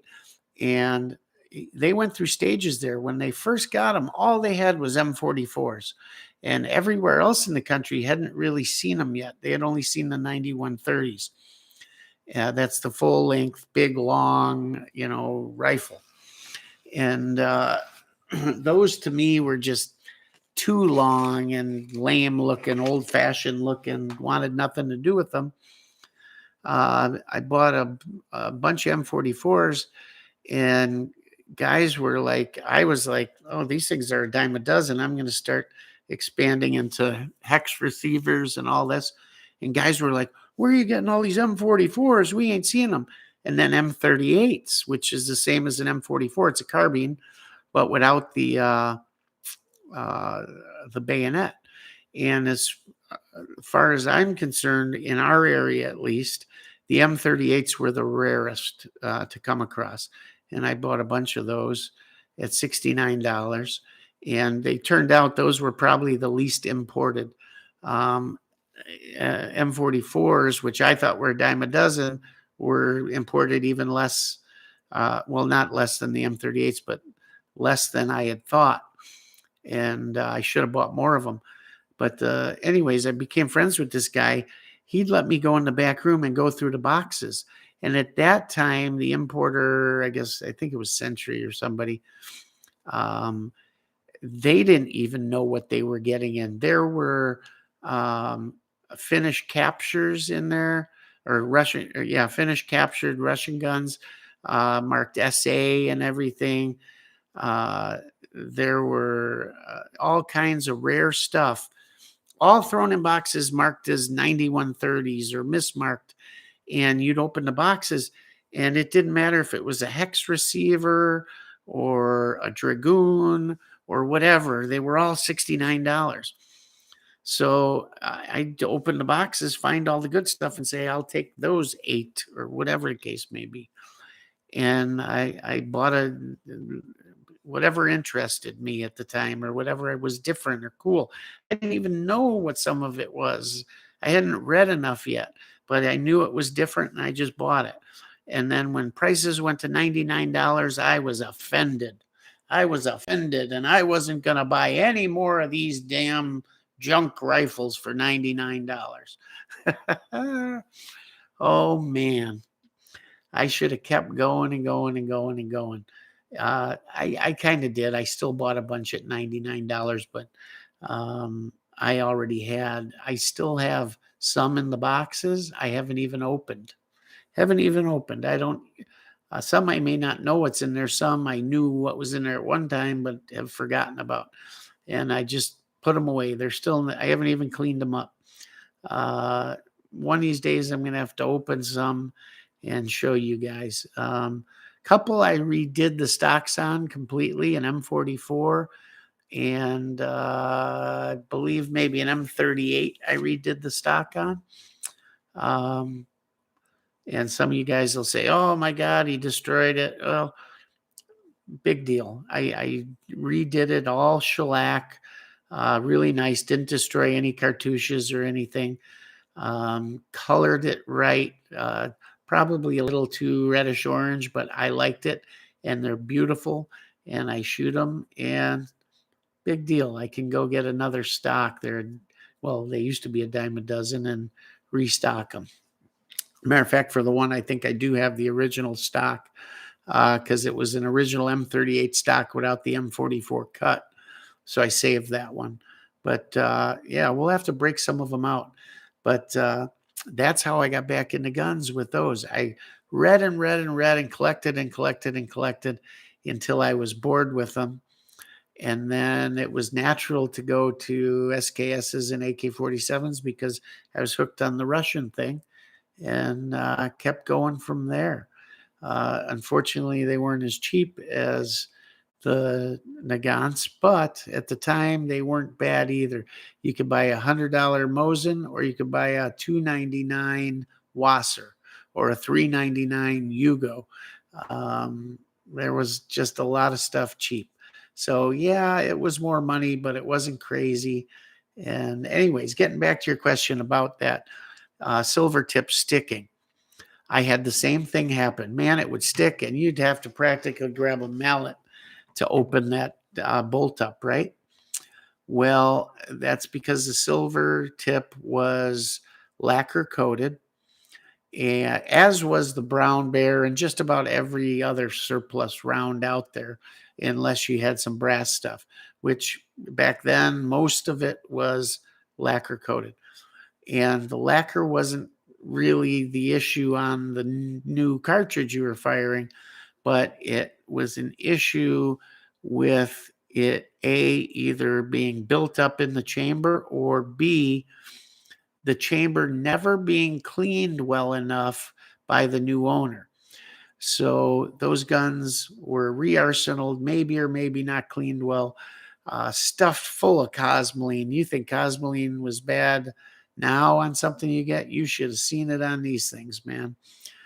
Some of it was so old it dried and caked, but it seemed that guys would clean up the basic cosmoline, but never get in there and scrub that chamber well. Some of the barrels, they weren't clean. You could clean them and it'd come out black, black, black, and all of a sudden your patches are clean. You thought you're clean. You look, barrel's terrible. What you did then was get rid of the copper, because there'd be after you got rid of all the carbon, there'd be a layer of copper. So the patch would come out clean, but that was just because there was a complete layer of copper. You'd break that down with a copper cutter and get through that, and then it'd start coming out black again, another layer of carbon. You get that out, think you're all clean because the patches are coming clean. Nope, another layer of copper, and on and on and on and on. And you could clean for days and still not be down to the original rifling. Guys would think the rifling shot or the barrel's dark or whatever, and it was just they hadn't gotten all the way through it. And that was just the barrel, but they never scrubbed the chamber because guys were afraid to really get in there and clean them because they thought, oh, they're going to ruin the rifling or ruin the chamber or ruin the crown. Well, half of these guns were counterbored to begin with, meaning they were shot out. So the Russians would counterbore them from the muzzle in about 1.5 inches. They'd bore them out to get to fresh, correct size rifling, because the last inch or so had eroded out. Your muzzle erosion was so great that they were inaccurate. So by counterboring, it would essentially bring you down to fresh rifling. The rest of it was open, not contacting the bullet, and it would reaccurize the gun. You'd get another whatever out of it. And when you'd go buy these Mosin Nagants, you would drop you'd bring a bullet with you, drop it down the barrel. If it would stop halfway down the bullet, you knew the muzzle was good. If it swallowed the whole bullet up to the case neck, you knew it had been counterbored, and that was considered one. You'd rather buy one that wasn't counterbored. Anyhow, guys were afraid of ruining rifling and chambers and crowns when in fact these things had the crap kicked out of them for years and years and years, and you're not going to hurt them. So they wouldn't clean the chamber good enough. And guys, when you clean that chamber, clean it till you think you cleaned it enough, and then do it again. And when you think you cleaned it enough, do it again, and get all that crud out of there. Once you get all the crud out of there, guess what? Those lacquer coated rounds won't stick anymore, because essentially what happened was when that bullet went off, that lacquer was superheated for a second, and it would melt into whatever crap was in that chamber and stick that thing like somebody super glued it in there. Well, if there was nothing for it to stick to but clean chamber, it operated just fine. And you had to keep it clean. So I got a feeling like you, because same thing happened to me. I thought, what in the hell? This thing must be out of headspace, or something's wrong. I got to pound this thing open every time, pound it shut half the time. Hurt your hand pounding it, right? I did literally use a rubber mallet sometimes to pound it open. And then sometimes a case would stick, or you'd rip it off in there. It was all because those chambers weren't clean. Clean it, your problem will go away, and that silver tip runs just fine. Okie dokie. Let's see. Hattori Hanzo's in the house. Are you familiar with Select Fire Weaponry in Waukesha? Of course I am. I love that store. Great guys there. Always a great selection. Even during the shortages and everything, you could walk in there. It's like heaven. When you open the door and look at the wall, you go, you guys have heard me talk about a shop where the whole wall filled with every AR and anything you can imagine, right? That's the place. Open the door and it's like, oh, 'cause, oh, all this stuff. the owners, the other guys that work there. Um, yeah, really nice stuff. Really, really nice stuff. They know what's cool, what's hot, what people like. They're young, really young guys, and just they know what's hip. And they're big into AKs, and they shoot. They all shoot. They all collect. They know what's hot. Um, and sometimes that's a detriment, right? Because you always like going in those shops where maybe they don't know what the latest, greatest, hottest thing is, or they got a batch of stuff laying around they bought off some guy and they don't know what it's worth, right? They know what things are worth, and it's priced accordingly. It's usually priced fairly, I'll say that. And you always got to remember, guys, shops are there to make money, and they're there for convenience. You don't always want to order a new gun from the internet without touching, feeling, handling it, all those things, seeing it up close and personal. Well, guess what? That comes at a cost, because now you have to support a showroom, you have to support inventory, you have to support salespeople, and they're never going to be as cheap as an online seller that you can't touch, feel, smell, handle. And guess what else? You can't get advice, and you can't get service if you need it. I see way too many guys walk in shops and say, well, I can get it $10 cheaper from such and such, and I'm not just going to bang on the big guys, or I can get it cheaper here, cheaper there. Sure, you can. Yep, you can. But take into consideration, now you got to pay a transfer fee, uh, all kinds of stuff. Taxes are not what they used to be. Now, a lot of places you're still getting taxed, or some places you can get double taxed. So remember that. And also think, would you rather have it on the shelf where maybe they got two or three in stock and you can pick through and look and make sure everything's perfect before you take that one? Nothing worse than having a gun come in and you open the box to do the transfer and something's messed up. What do you do then? Now you got to send it back, all this crap, refuse it, whatever the case may be. A lot of trauma. It's one thing if you're familiar with something or it's run of the mill. But I don't know, it's always, I'll pay up for immediate gratification, and I'll pay up for good service. I'll pay up for good conversation. I know some of you aren't like that. Some of you, every dime matters, and I get that, and it should, and it does to me. And I'm not saying I'd pay crazy prices for something, but I'm saying these are your mom and pop corner shop, that's there day in and day out for you, that when you have questions are there. Hell, these guys will tell you. And well, I've never had tell me, but I know that they get used. They get used. Guys will go in there and they're going to order online to save their $10, but they'll go in there and waste a guy's 45 minutes and fondle and rack and abuse their guns there, just so they can feel them, hold them, touch them. And then I got to think about it. And they walk right out and go order it to save $10 online. It's kind of a crappy thing to do, you know.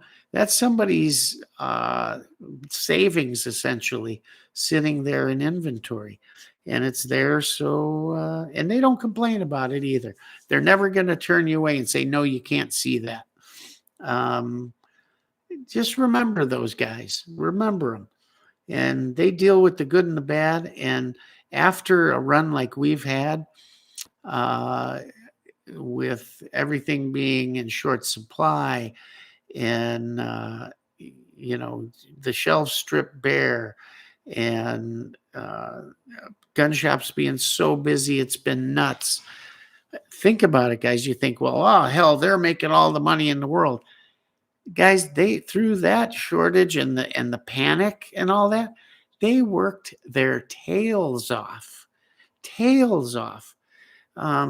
If you ever got to go in the back room of one of these places or get a sneak peek, stocking stuff in. It's coming by the boatload. It's moving so fast. They're trying to get it in the book, out of the book. Transfers coming in. Everybody wants it yesterday. They get an email. You, as a customer, get an email that your order from Joe Blow's Online Guns, it arrived. It got signed for it. Your FFL, and you're down there 3 minutes later. Hey, I heard my gun came in. I'm here to get it. Guys, they don't even know it got there yet. It's in back with 100 other guns that still need to be logged in. They still have customers in front to take care of. They have call-ins. There all this other stuff, and you want your gun 2 minutes later. Hey, can I get my gun? Can I get my gun? Go away. I know it sounds rude, but it's rude by the same token to expect instantaneous service, especially in those times, those panic times. Um, I'll bet you not many people have ever walked in and just said, "Hey, thank you for what you do," you know, and very few people probably understand why they're a few dollars more or even a lot of dollars more. It costs money for insurance, for people, for benefits, to carry that inventory, all of that stuff. And we fail to realize it. Idiots will just make the comment, bunch of rip-off artists. They're just asking too much. Well, it's one thing to be an online guy that never even touches it sometimes, just drop ships it. And he's just churning $1 on everything instead of $50 on something. Uh, just take that. I'm sorry, I'm on a rant, but take that into consideration next time you stop in your local store and somebody takes the time to actually give you good advice. Um, you know, and actually ask you some questions, maybe. But yeah, good dudes over there. They like to have fun there. There's some hilarious stuff that goes on there. Um, I'll be just in there minding my own business, even before I knew them. And I'd hear them talking about something, and I knew what they're talking about. I'd just laugh inside. Hilarious stuff, you know. And hey, you got to cut it somehow. And yeah, and sometimes it's hilarious stuff about a, a customer that was just a tool, you know, but hilarious. So if you get a chance, stop in there. They're good dudes, and they won't steer you wrong, and they know their stuff. Um, each one of them kind of, I'll say, have different specialties, sort of what they know a little more than the other. And one of the guys there, and I'm sorry his name escapes me, and I've dealt with him a bunch of times, and for whatever reason, I don't know his name, but what the heck happened did I just do to my screen here? I swiped and now I got something here. I can't figure. There we go. For whatever reason, I don't know his name, but he's a bigger guy there. And I was talking shotguns with him, and he was trying like heck to tell me about a bunch of different shotguns. And I think at the time, maybe he even thought I was just kind of stroking him on it. But I was seriously looking for a shotgun. It was always kind of secondary in my mind about getting this shotgun. And he kept trying to steer me toward this Beretta. And I kept thinking, I want this Benelli, or I either want the Benelli M4 a uh, law enforcement version, or I just want to get a Mossberg M1A1, whatever. Um, and that's what I want. And they just didn't have it. And one day he showed me his shotgun, and it just happened to be OD green, and it was a Beretta. And at first I looked at that Beretta 1301 like, it's kind of weird looking. Look how long that fore end is, the handguard. It's so long, kind of weird.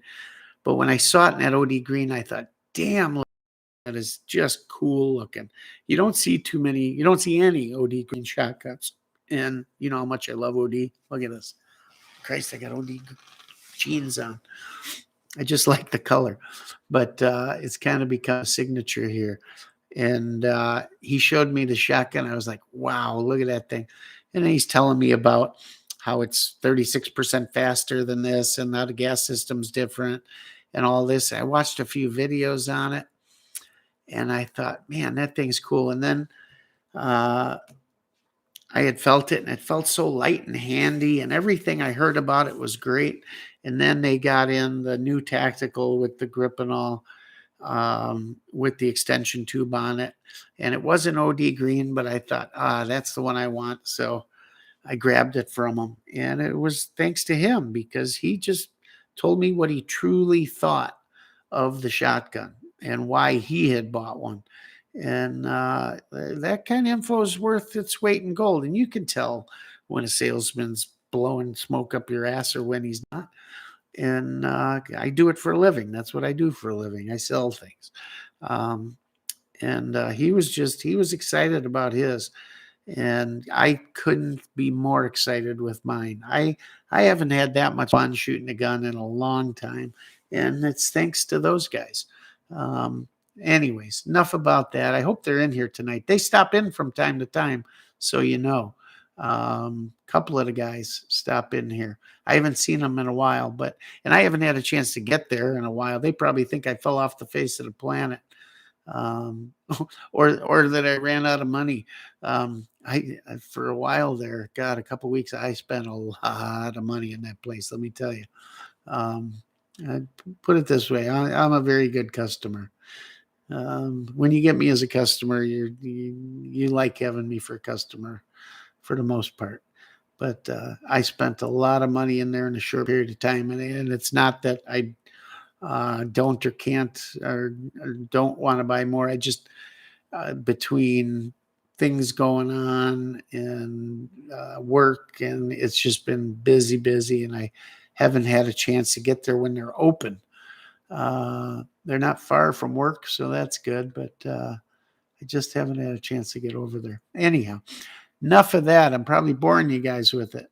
The stove piping and the tool I have, I think, is more so the batch I have, maybe the tool of 45 I'm shooting and seeing is boxer primed, and I use a Lee loader for it. I shoot a lot of steel. I should try that. I've got a bunch of Red Army standard 45 that I got back in during the shortage, whatever. I stopped in what's the big sporting goods store here in Wisconsin, and their order had just come in. They wouldn't even take it out of the boxes. They'd throw it on the counter and let the animals dive in and tear it open. They'd even let us put their price tags on it. And we'd just be handing out, hey, you need some of this? You need some of this? Yeah, I'll take the walk out with arm loads. And they weren't marking the price up either then. It was great.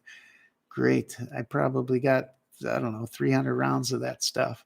And it runs fine, even in my cheap, shitty Rock Island 45.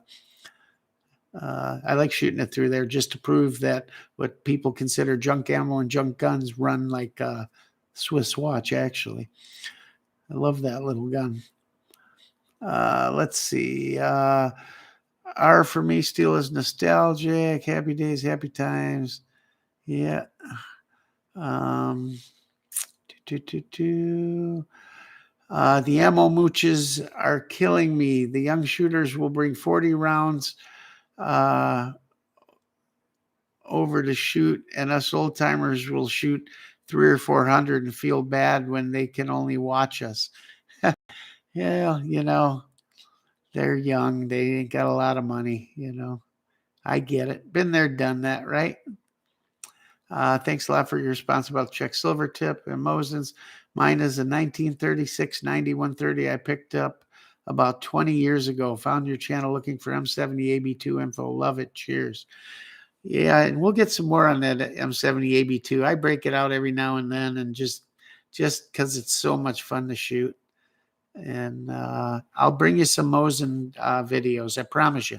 Matter of fact, maybe I won't do a shooting one tonight, but I'll run out to the garage and pull out a couple and you'll have the video in the morning. I keep meaning to. I'm just going to do it because they're fun and they're cool. I've actually gotten in the habit of bringing extra 22 with me on range day. And when I see a parent taking their kid shooting, they're trying to save ammo, I'll throw them a box. There you go. I've done that too. You know, guys, if you're one of the older guys here, and yeah, and I'm only saying if you can afford to, I'm not, don't want anybody to feel bad because you can't. You can afford to, and you see one of those guys that maybe they can't afford that much ammo, or they're sitting there watching, and you can tell those guys, the guys that just love to be there, they're interested, they're checking it out.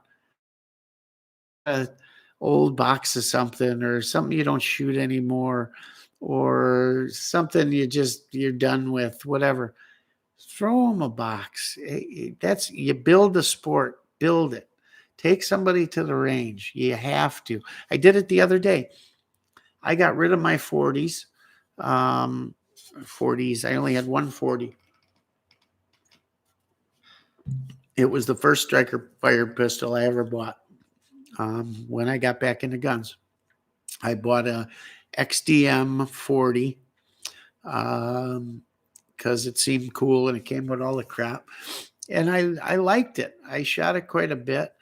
And I was the guy always arguing that 40 is better than 9, until I started shooting competitively and realized that, yeah, the recoil is a pain in the ass. And then I realized how terrible the trigger was on that XDM. And yeah, sure, I could have made it better, but there were better things out there. And when the scare came and prices went through the roof, I think I bought that XDM for $500. And when I decided to sell it, simply because I didn't want it anymore, I think I got like 700 for it or something like that. Like 5 years later, didn't realize uh, until 6 months after that, when I found the original receipt, that I had actually sold it for more than I had paid for it. But I had a box of 40 and just random stuff. So I asked around work, and the guy said, "Yeah, I got a 40." I said, "Great, I got a gift for you. Here you go." And man, was he happy. He says, "Oh man, I'm going to go to the range. I've been dying to go, just haven't had any ammo." So yeah, help somebody out. That's all. Somebody helped me and my son out one time. Did I ever tell you guys the story about my son at the range? And there was a guy there with an M1 Garand. Before any of this, he was young. Before the channel, before that.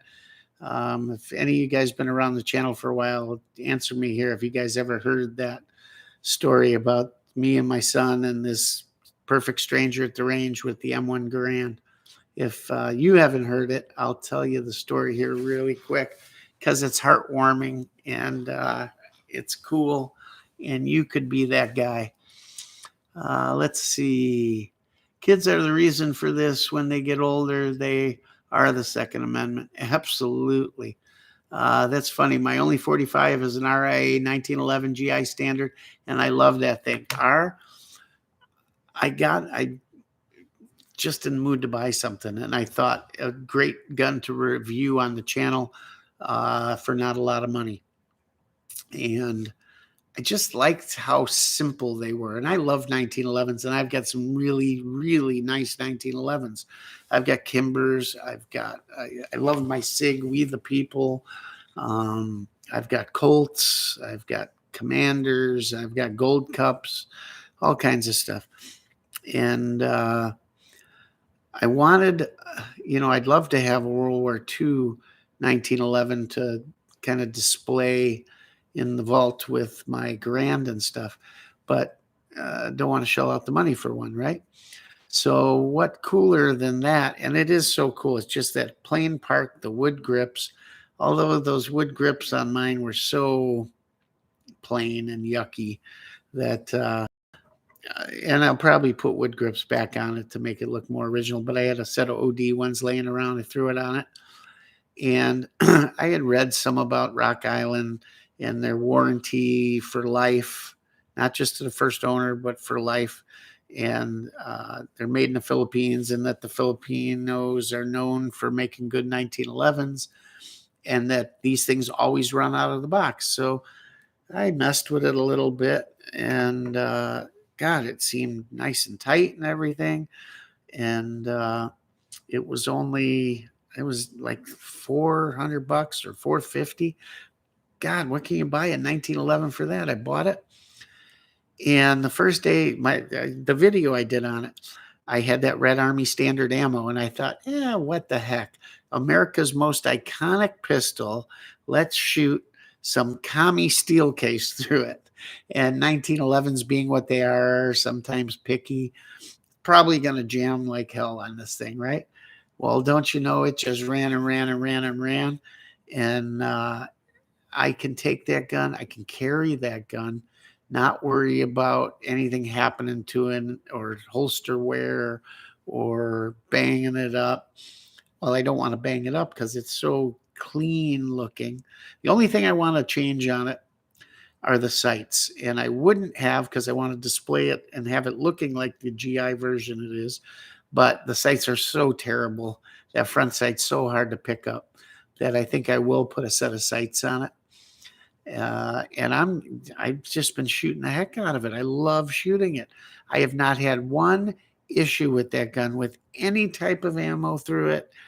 Fabulous. Certainly runs better than any of my Kimbers ever have right out of the box. That's for sure. The only thing on that GI standard, the beaver tail on it comes to a point, and that's a bit annoying, but that's just how the gun was. And it's okay. And I just love shooting it. It's great. It really is.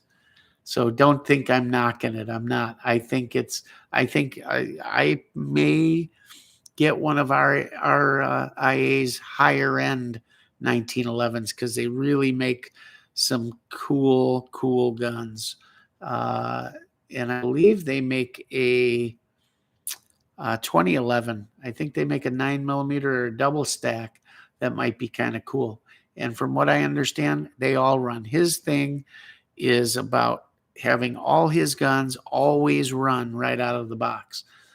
And that's what I think I'm going to get one of those. Mine is Laser Aim Series 345 ACP and stainless. Cool. It's about being a good ambassador. Yes, it is. One issue I've had with 7.62x39 is I have a good amount of Norma brass. The Lee shell holder doesn't like it.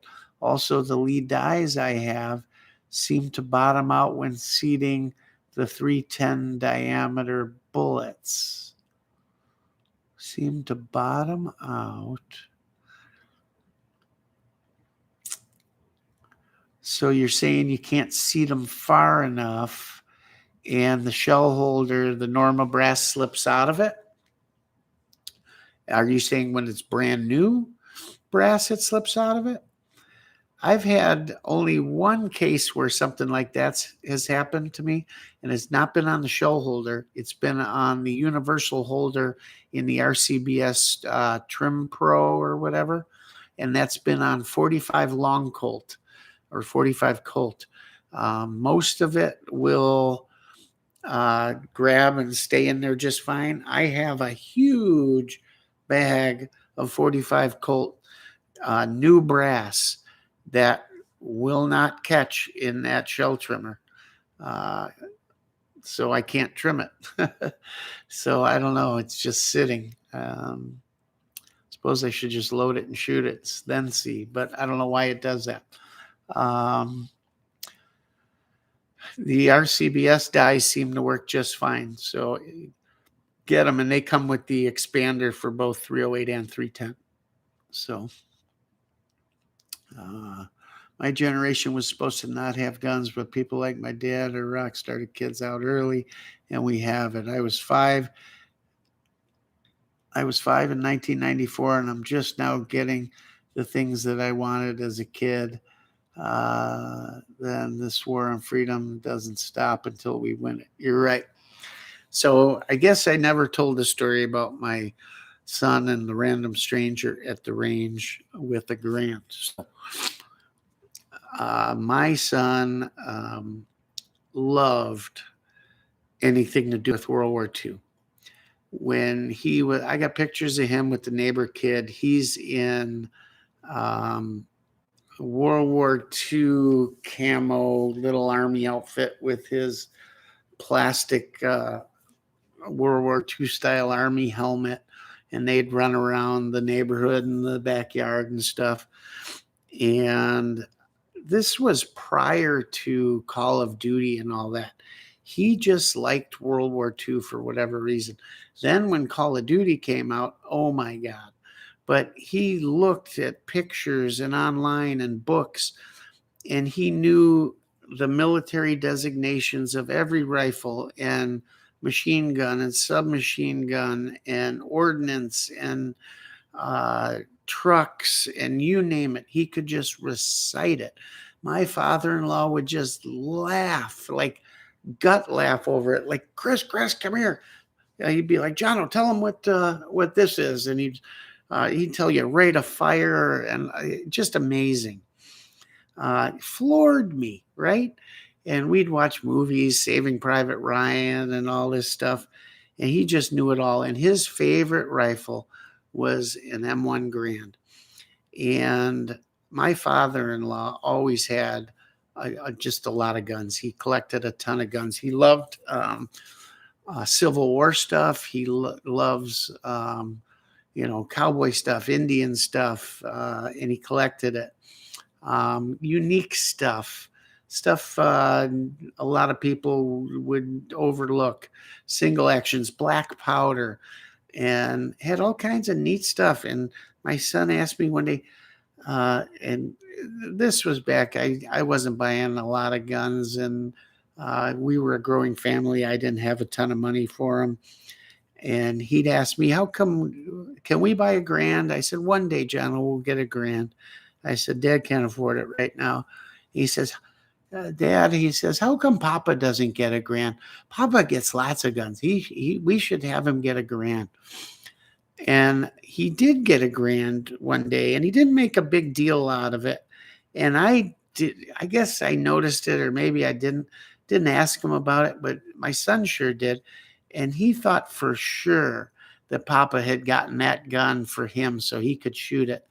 And then it went away. He sold it, whatever. I don't know what happened to it. Maybe it was his brother's and it was just there for a while. But my son always asked me, he goes, how come you think Papa didn't let me shoot that or tell me about it or anything? I said, I don't know. I'm sure he had his reasons.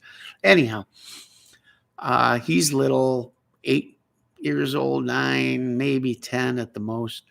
And we're at our local range up north here. And it's run by the DNR. It's also run by a local Vietnam veterans group. And you give donations.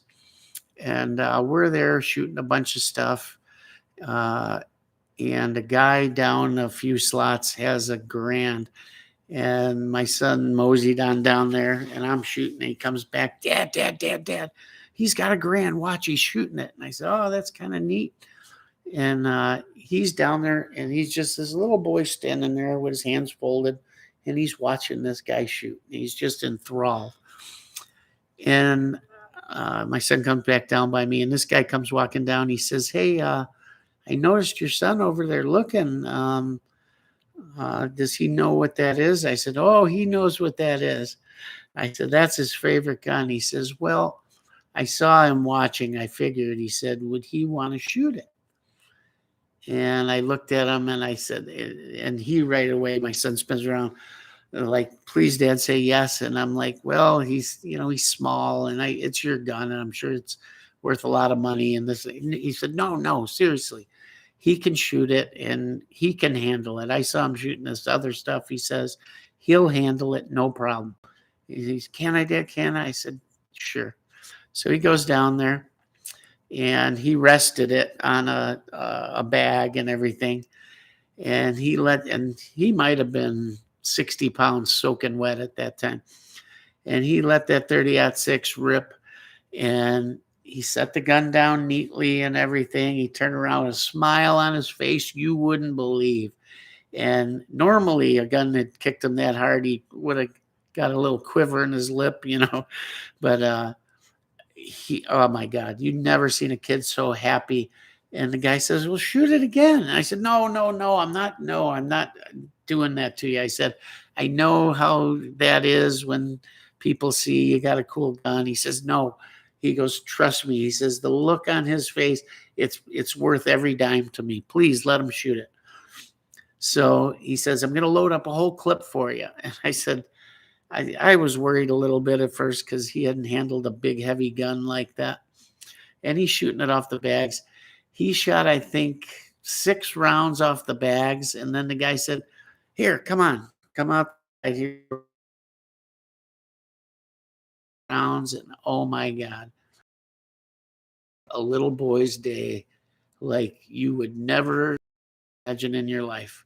And I know till the day my son passed, he remembered that day.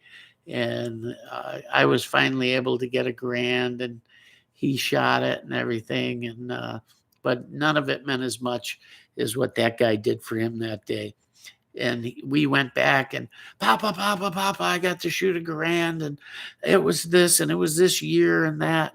And this guy was a wealth of knowledge to me. He told me about the CMP and how to do it and all this stuff. And uh, I keep hoping I'll run into him at the range so I can tell him how much what he did that day meant to my son, and that it's a bigger deal than he thinks because my son passed away.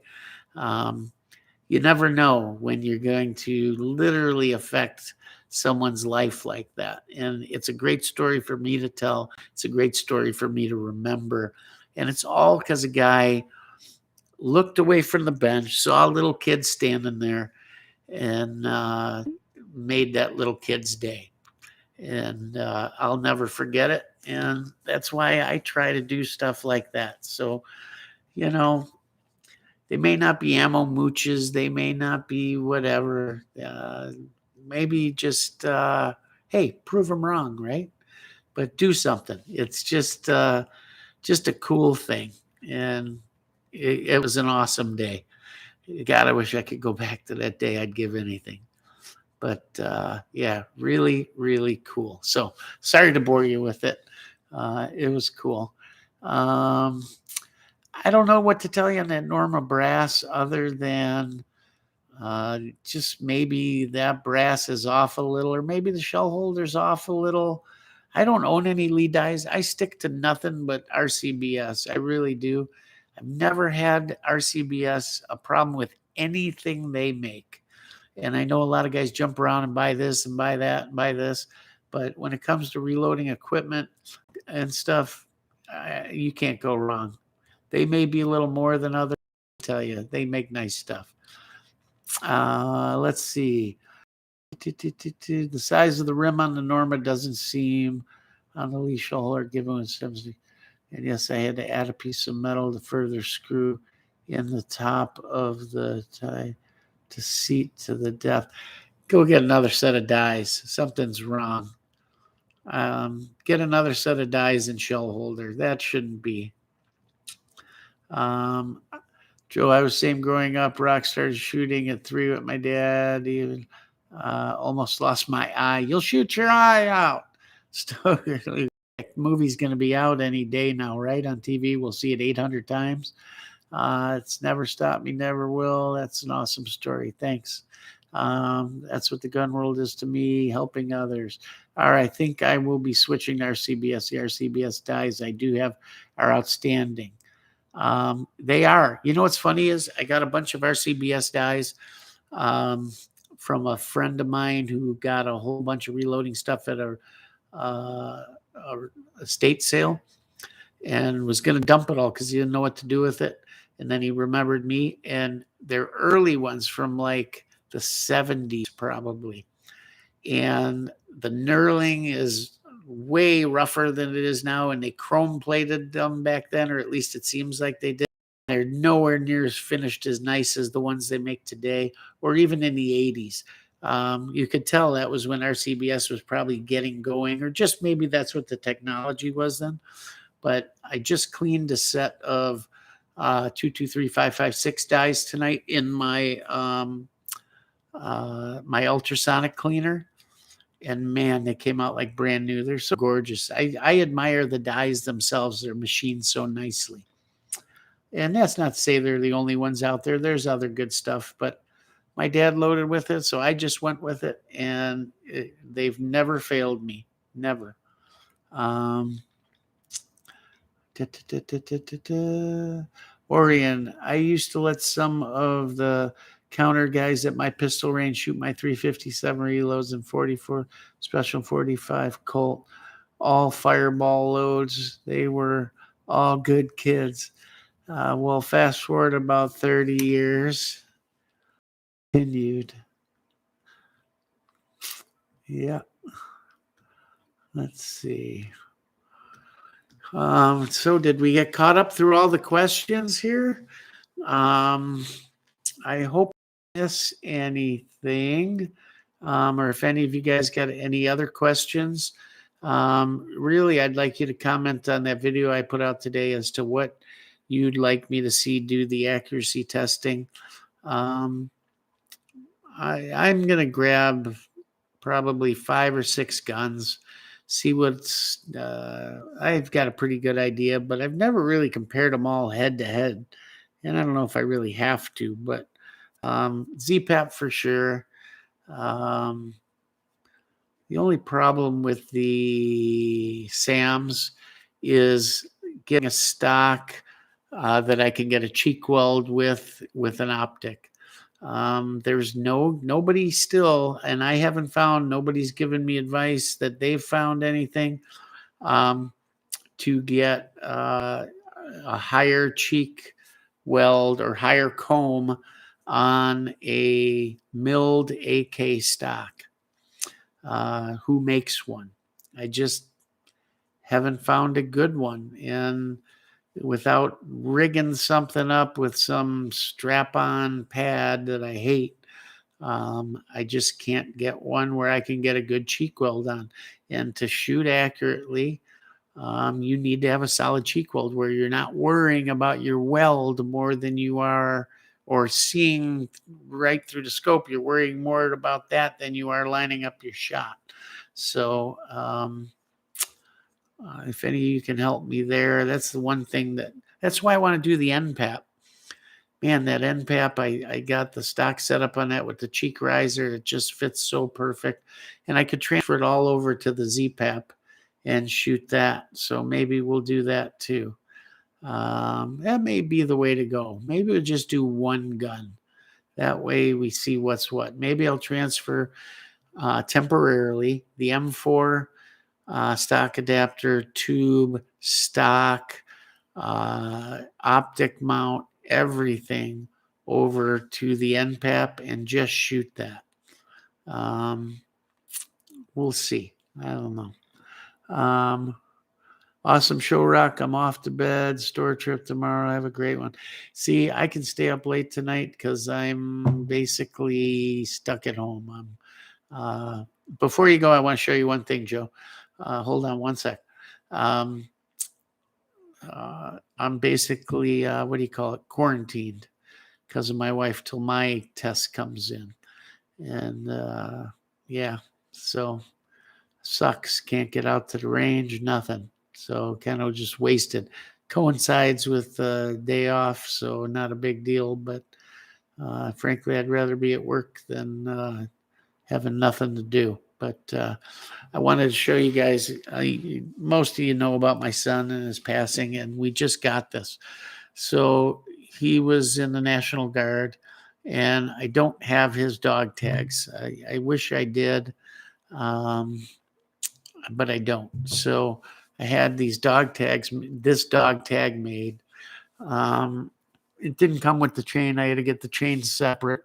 It's silver, and it's made like the ball chains that you get from with your dog tags, or you get on a light pole, the ball chain. It looks Doesn't look like it because it's so shiny in this picture. It looks like some chick chain or a rope chain or something, but it's not. It's made to look like the ball chain, but it's real silver, and the edges are pretty bright, and it's new. So, but when he passed away, they take a thumbprint, and then there's a company that makes stuff, and we'll put it on there. So there is. I thought it was going to be bigger, but there's my son's thumbprint in this little mini dog tag.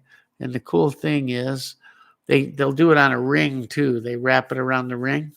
Thing is, when you're thinking about them or missing them, I can reach up and put my thumb on there and I'm feeling his thumbprint. It's pretty cool. If you can see it, that's his actual thumbprint.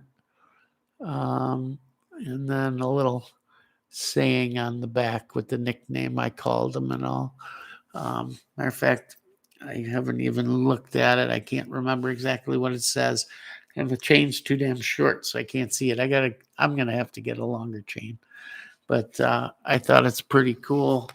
Represents his military service, and got his thumbprint, and it's right here. So that's pretty cool. I wish I had his real dog tags or could get them, but the way his thing went, and when he was finally in full time after his injury, his knee injury. If you guys have heard the story, it put him off, and I don't even know if they got issued. He was there for the longest time, but because he was on this medical hold, they were trying to keep him in as long as they could. I don't know if he ever got them or I just maybe someone, a friend or girlfriend got them and I didn't or what. I don't know. But God, I sure would like his original ones. I don't know if there's any way to get them or I don't know. Anyhow, I thought this was cool. So I wanted you to see that, Joe. I knew you'd think that was cool. Anyhow, I'm liking it. Let's see. Oregon Fixer, my son-in-law is talking with a new guy. They got on the subject of guns, and guess what? This guy says when he worked the counter at my pistol range, a guy used to come in and let him shoot fireball. No kidding. That's so cool. Fireball loads 30 some years later, and he remembered. Isn't that cool? Isn't that cool? That's when it comes full circle and you realize that what you thought might be a little thing or that went unnoticed, maybe you're kind of griped about it, you know, that it did matter. Uh, I, I had a guy I ended up talking to on Facebook after my son passed away about from my fraternity. And he just mentioned, he said, "Hey, Chris," he said, "you're good people. I'll tell you why." He goes, or he said, he sent me a note and it said, "Hey, Chris, do you remember me? Da da da da da." I said, "Yeah, sure, I remember you." Um, he said, "You gave me your fraternity coat when you graduated. Not sure if you would remember." I said, "How would I not remember? I gave it to you because your name was Chris too, and my name was embroidered on it." He says, "Well, I never forgot that day." He goes, "I remember seeing you guys walking across campus with those coats and seeing you at parties and just thinking, man, if I could be one of those guys," because he goes, you guys walked around like you walked on water, you know." And he goes, "You could just tell you guys just were confident and all of that. And I just wanted to figure out how to be one of you guys." And I never forgot that day, how nice you were to me, giving me that coat when you probably wanted it for a keepsake. And looking back, I would like to have one, but I can buy another one. And he remembered it 38 years later. He remembered that I did that for him. So you never know what the little, and I didn't think twice about it. You never know what the littlest thing you do, how it's going to come back to you. And that people do remember those kind things you do. Keep in mind that they also remember those crappy things that we may do if we get caught in a bad mood one day, something So just always try to look at the brighter side of things, because trust me, um, when it comes back to you, it comes back to you in a really, really good way. And it makes you feel good. So, hey, congratulations, Orion. That's awesome to hear. That's just awesome. You never know, right? Never know. Um, that's a great thing to have. I had no idea they could do that. Yeah, they do. They make rings. They got all things you can put ashes in and this and that.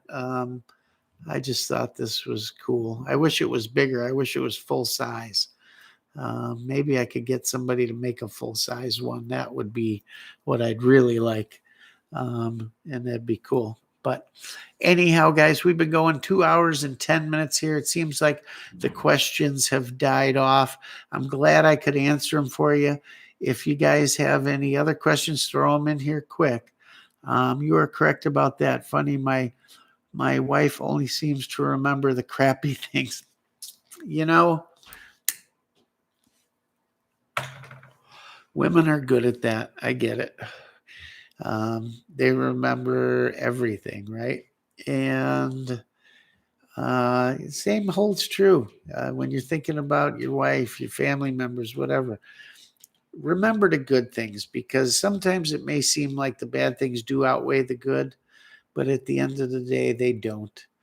They don't. The good is far, far better. It's just easier to forget that somehow. Maybe those bad things stick out. So, by same token, sometimes you ever open your mouth so quick that as soon as it comes out, you go, "Oh God, why did I?" You ever do that? The older I get, the more I try to just keep quiet and take a deep breath and think about both sides and how the other side feels and how what I could say or might say might make them feel. And is that the way I want to be remembered? Losing my son always makes me feel like, let's say whatever I say or do right now is going to be the last thing I say or do to that person. Is that what I want to be the memory of that? And in 99.9% of the cases, God, no, I wouldn't want it to be that, to be the last thing. Just remember that, guys, because it can happen. It can happen. There's one thing I really wish I hadn't said and done that I'm sure is fine, but it bothers me still. So just make sure. Because trust me, at the end of the day, trust me, one day, here's my thing. One day you're going to go, thank God Rock said that, because man, am I glad I listened to him. It'll be the best thing you ever did. I promise you that. Or just talking about it makes me feel good. Yeah, it does. Chad O'Call, I didn't see you up there, man. I'm sorry I didn't say hi to you. I was late, but I'll watch it back tomorrow. I'm sorry for being so late. Um, my wife has a necklace with ashes from her father and brother cast into it. Yep. Uh, I got way too drunk at a wedding at a VFW outside Brookfield, Wisconsin, I assume, and was dancing with her college roommates. She reminds me constant. Shoot the RPK, because I know I haven't done that either. Sometimes I feel like I'm going back and recovering things we've already done, but sometimes it's just cool to see a new video on it, right? Even though it's the same thing. So I'm going to start doing that. I really am, because some of it we just haven't covered well enough. So we're going to do that. Anyhow, guys, thanks for stopping in. I like when this chat's like this, when it's we just talk about what you want to talk about, answer what questions I can. It leads into conversations and stories. And it's like sitting around an old local gun shop just shooting a bull, right? Or at the range. You ever get to the range and you end up talking a whole lot more than you're shooting just because there's cool people there? That's how this is. And I got the coolest people in the chat here. So that's awesome. You just got an RPK. What kind of RPK did you get, Martin? Let us know. Don't hold back. You guys don't say enough here sometimes. Oh, yeah, just happened along with an RPK. Not too many people get into RPKs. Hope you guys kick what you have going on. I appreciate the content and the info. I always walk away with something. Glad I found this channel. Glad you found it. Hey, share it. Tell your friends to stop over. Seems like this thing doesn't grow. There's always new people, but I don't know. Maybe I'm just, hey, it is what it is. I don't do it for that, but it sure would be nice to see it grow. I don't know. Orion, she is so afraid of losing it, she barely wears it. You can always get another one. I'm sure she has her dad's ashes or something. Can always get another one. That company, like this company, holds that on file forever. I have a PIN number, so I can make anything I want out of it. So it's awesome. Yeah, we're gonna kick it. Like I said, I'm feeling a lot better. My worst is gone, I hope. Now it's just, am I safe to go around? I don't want to get anybody sick. God forbid I got someone sick that can't fight it off. That I would never forgive myself. It'd be terrible. I got parents that are susceptible, and I wouldn't want it happening to them. So, but my wife and daughter are still coughing a lot and everything. So, hey, I'm living down here for now, but what's wrong with that? I can watch war movies till 3 a.m. Do 5.56 AKs compare well to ARs practically? By practically, do you mean, are they as ergonomic? Are they as accurate? All of that stuff.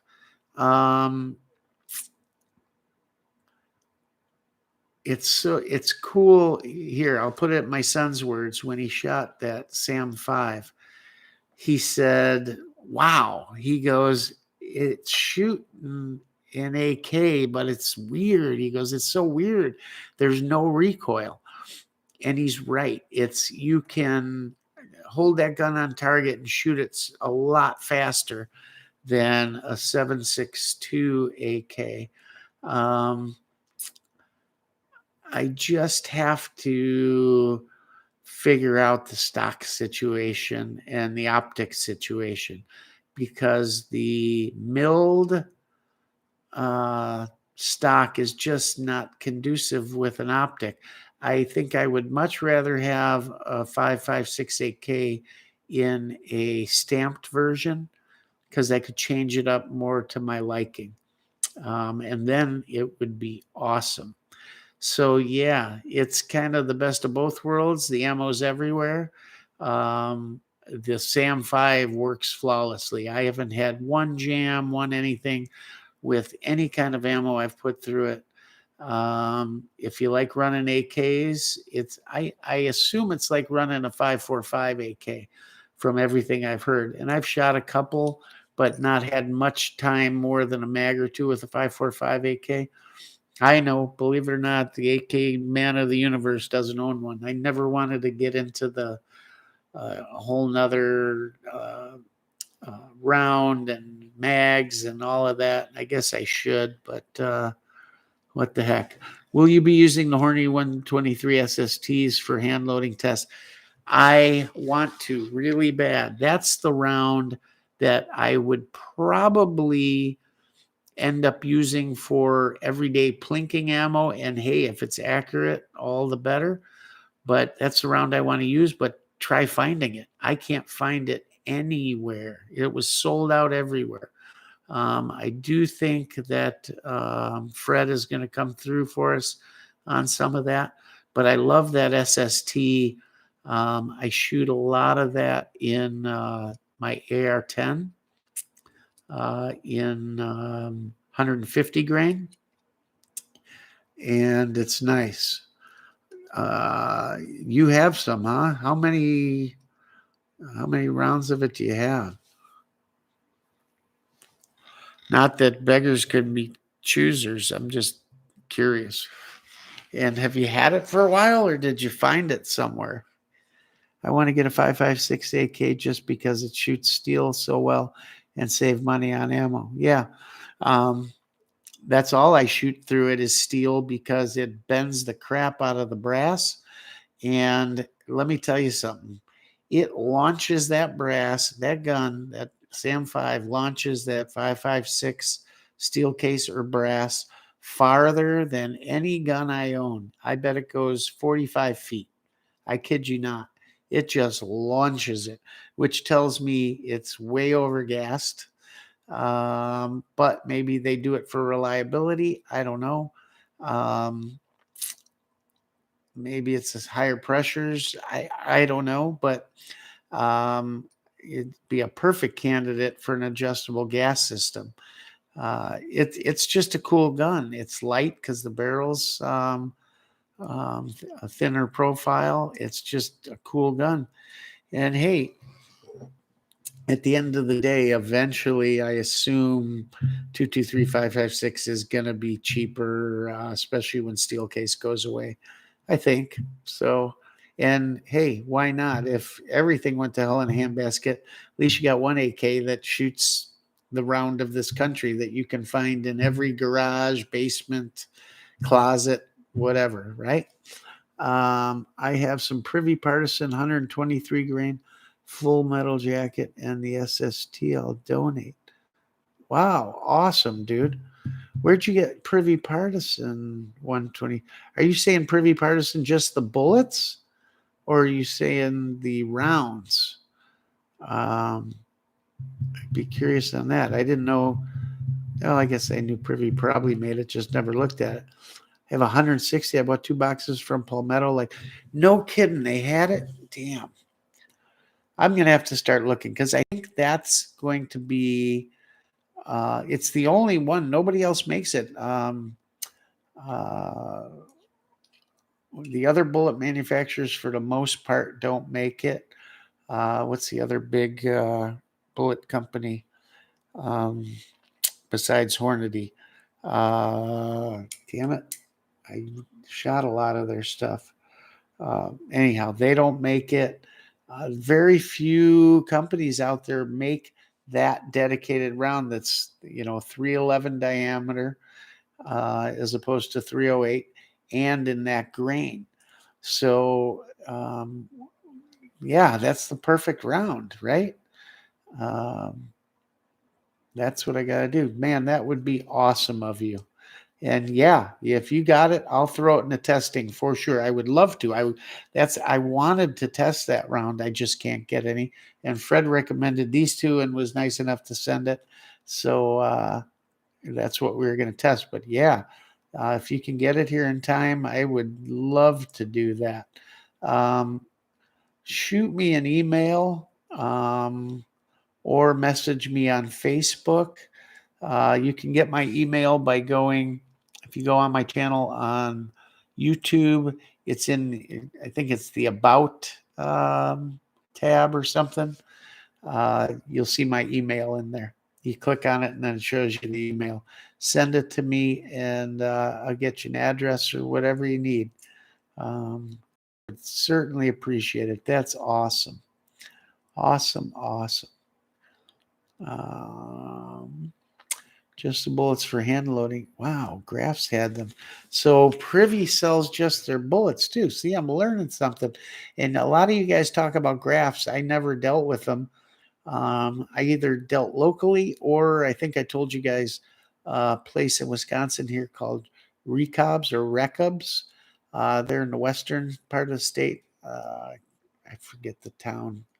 Get it for you next week. RECOBS. Look them up. Awesome people, awesome reloading. And they carried Hornady and the other damn brand that is escaping me, Nosler. So I shot essentially Nosler or Hornady, and Nosler doesn't even make a round, nor did they even have any recipes in their book for it. And at the time, Hornady, I wasn't interested in reloading it. I thought I'll never reload 7.62 by 39 because it's so cheap.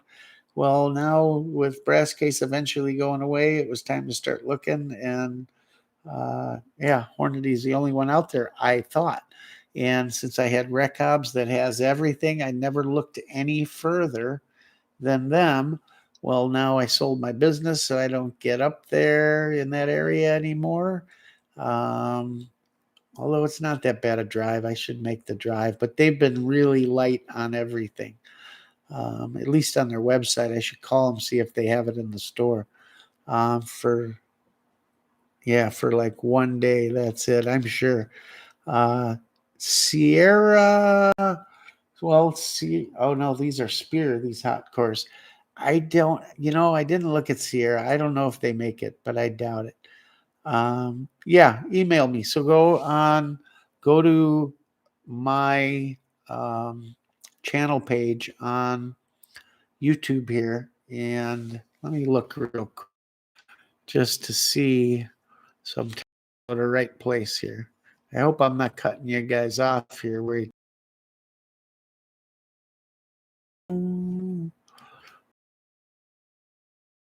Yeah, go to the About page. Go to the About, and you'll see email. You click on there, it'll say, click on here to get email address or something, and shoot me an email, and we'll go from there, man. And I owe you one or more. But I think we'll all learn something from it. So that's really cool. You're not going to use it? You're not going to reload it? What's going on? I feel bad, but okay. Anyhow, I'll have to look into that, and I'm going to check Sierra too.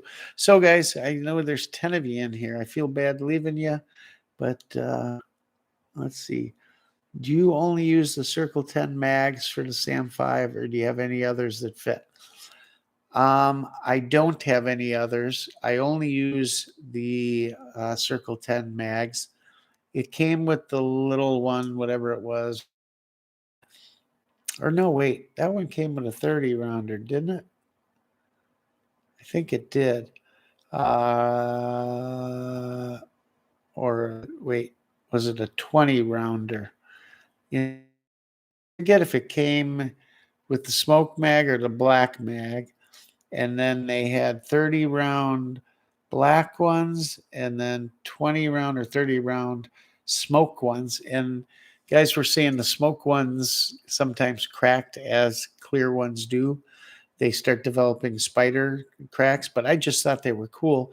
And Kavar had a special on them where you could buy a package of them. And they actually had one package where you got the muzzle brake, the shark gill muzzle brake for it, plus 3 mags or 6 mags or something for a certain cost.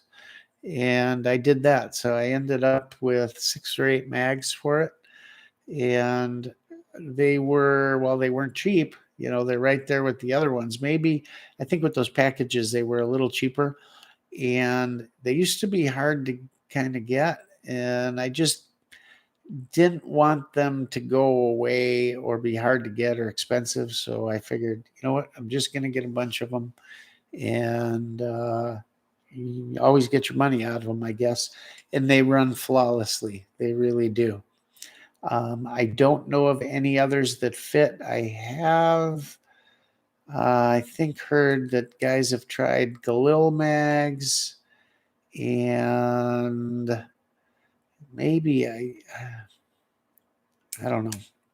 That's about it. But there's been the Arsenal stamped 5.56 guns. There was one load that came in that had problems, and there was just, they were never known for reliability, I guess, for a while. Now I guess they figured it out. It was, I think, the mag latch or the plate between the receiver and the mag latch height there that was the problem. And they figured that out and everything's fine. But I'll tell you what, the SAM 5 has been absolutely flawless. I cannot complain at all. It's been great. So Save the Bees. Yeah, oh yeah, that was yours. So, and they fit great. Oh, I will say this. When I got that load of 6 mags or whatever, they were super tight. Matter of fact, I don't think they would latch. And I started looking at them, and unlike the mag that came with it, there was a bunch of uh, the plastic built up there, the polymer on the latch. Like the metal tab actually had a thin coating of it, and there was some other buildup.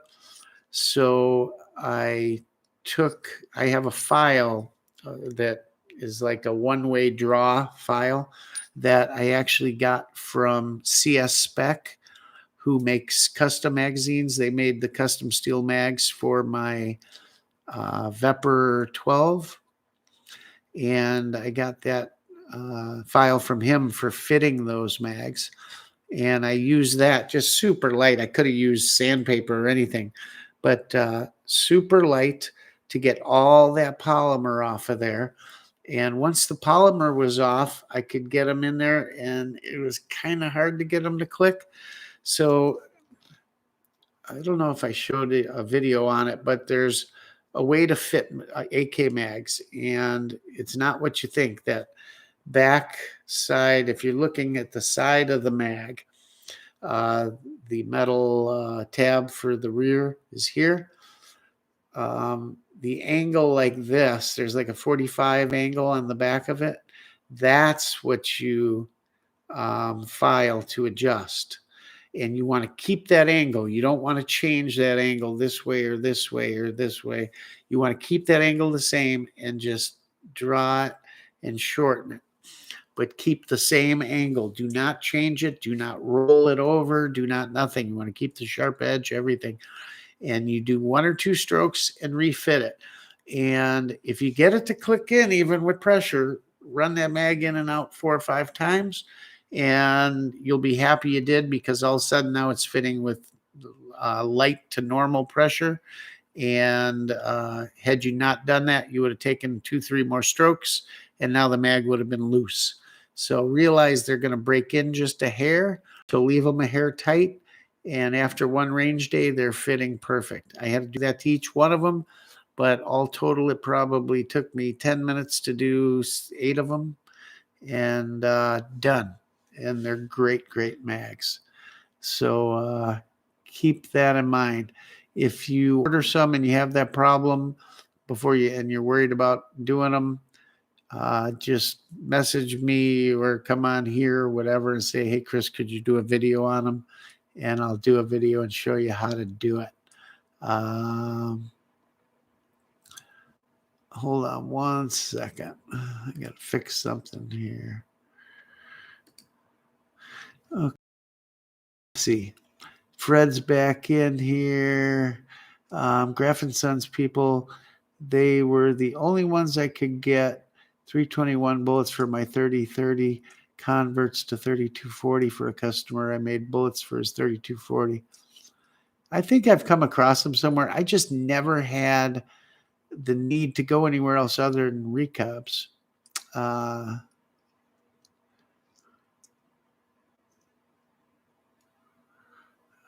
Converts meant good people.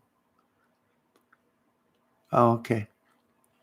Don't feel bad. I would enjoy it more on here. Okay. The family buried the father and brother alongside the mother when she passed. So no more redos on the necklace. Mom wasn't cremated. Okay. I get it. Okay. Thank you. I really appreciate it. No problem. No problem. That's what we're here for. If you'd like to see more on the Sam 5, we'll do it. I have an optic for that thing that I bought that I want to use, but I just can't get the right stock to even approach using this optic on a super low mount. It's driving me nuts. It's a shame. I got to figure out the stock on these milled guns. Somebody's got to make a stock with a higher comb. Either I don't care if it's a fixed stock, anything. And somebody's got to have an idea of what works on them. Anyhow, did you guys see what I did to that Sam 5, by the way? I got Bakelite handguard and gas tube cover, original Bulgarian. original Bulgarian salmon pistol grip and a salmon stock on it. And it looks all original Bulgarian. It looks really cool. It's actually going to go on one of the 7.62 guns probably, but I put it on there for now. I think I'm going to get the tactical handguard and stuff in stock that make it their modern military issue gun. Just got to figure out what's the right stuff for it, because there's a couple guys out there selling the handguards for them, and they're a hair different, I think. But I want to make it like their new issue, what they're issuing and selling to other militaries around the world. That's how I'm going to make that gun. But gotta find a stock that works with optics on it, because I really want optics on that gun. I think that gun can be so accurate, and I'm looking forward to it. So somebody come up with some help for me on that. I'd really appreciate it. Hey guys, don't forget to ask if you got any questions on any of this stuff. Ask Fred. He's got a shop too. Feel free to look him up and call him. I don't think I can give out the info here. I don't think they like that too much, so I'm not going to. But you can look him up, and he can help you get anything you need, find stuff you may be having problems finding. Super good guy, super knowledgeable, and he'll steer you in the right direction. And it's always good to help somebody out. He's one of us, and he truly cares, and he truly cares about keeping you guys safe, keep you having fun, spending your money the right way without wasting it. And sometimes there's a lot of bad info out there. He'll get you the good info. If he doesn't have it, he'll find it for you. And just good people. I can't tell you. When you hook up with somebody and your first conversation is 3 hours long and it seems like 5 minutes, yeah, you found somebody good. And so, yeah, please use him. I'm sure he's got great deals going on anything you guys may need or want, and or can help you find it if he doesn't have it. Especially in the realm of precision rifles, custom precision rifles, custom ammo, anything, builds, anything you're looking for. So check him out. Any other questions? 30 seconds to get them up here. Otherwise, we are going to say goodnight. And I think I'm going to go out and load up some bullets. At least, Fred, I think I'm going to 303 Brits here. I got to look up your info, what powder on these. I'm assuming the IMR. So I'm going to, or maybe the BLC too. That 3-hour phone chat. Oh, you have a website. I can't put that on here. Fred will get me that, and I'll get it to you guys in a post or in a video or this week or something. I was looking right before this. I couldn't find it anywhere. I was searching Google. I couldn't find it. So any other questions, throw them up here, guys. You got a couple minutes, and then I'm going to bail and go load in the hopes that I get my test back tomorrow and it's negative. Fred, you ever dealt with recobs up there in Wisconsin? You ever heard of them? I know they service Michigan for Winchester for targets and all there, the distributor. Would love to check out the site. Saw Gunner, yeah.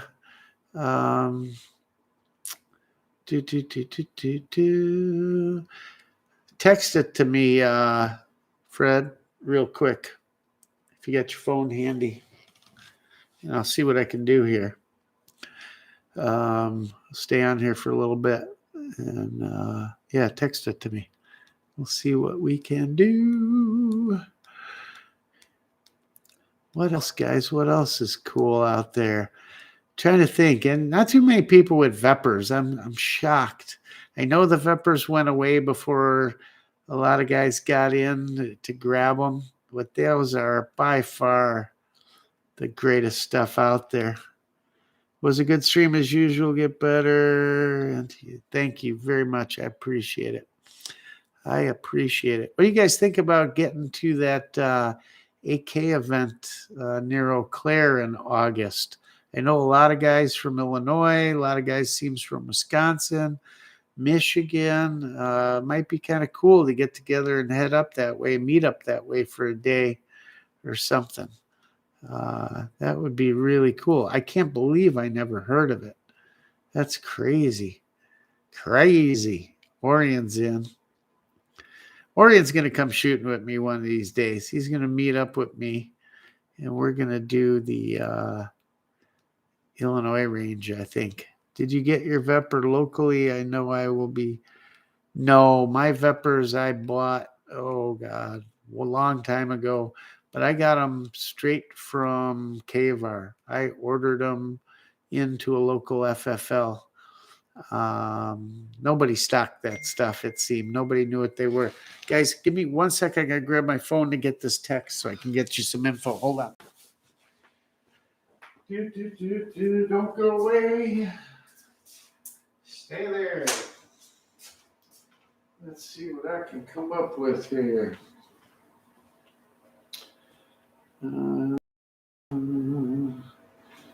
Hold on a second.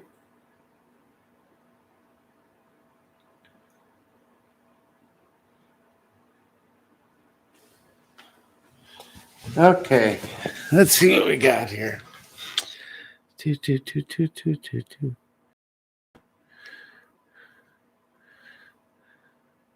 I gotta see.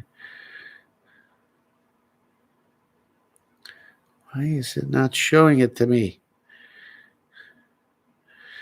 I'm sorry, guys. Hang with me.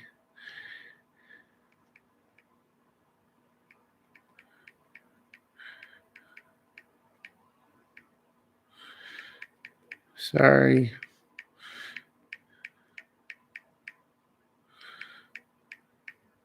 Let's see if it takes me there. I guess it did. All right. Cool. Anyhow, I will get this. I did not get locally. I got from Kavar. Nobody carried them at the time. And those Vepr FM was the way to go. They were not the slant cut receivers, you know.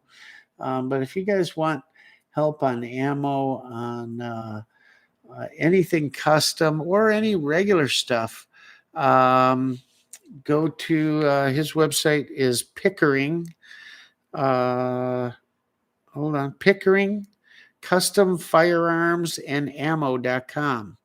So pick, P-I-C-K, Ring, E-R-I-N-G, Pickering, Custom Firearms and Ammo.com. Go to site, check it out. A lot of cool stuff, a lot of tons of knowledge, and he'll steer you in the right direction. So check it out. I promise you, you're dealing with good people and good conversation.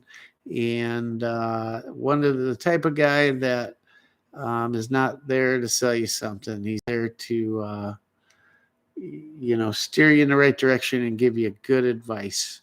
Can't beat it. I feel your pain on the butt stock. I had to go to an AR stock on my Mac 90 to get up to the red dot. I know it is so sad that I need to put an M4 buffer tube on a damn milled AK just to get up to optic height on it. It's terrible. I don't want to do it, and I know there's probably adapters out there to do it. I don't want to do it. A wood stock would be nice. Maybe Ironwood or somebody makes one that's got a higher comb. I don't know.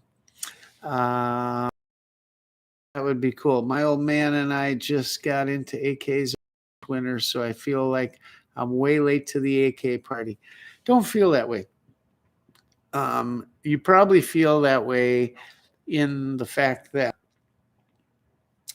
prices are up there. They're not that cheap gun anymore that they were, or that maybe some of them have been banned and they're hard to get and that kind of thing. But don't feel that way. There's still a lot of good going on. You've got Romanian guns, you've got Yugoslavian guns, you got Bulgarian guns, um, Czechoslovakian VZs, you got Polish guns, tons of them that you didn't have just a couple years ago.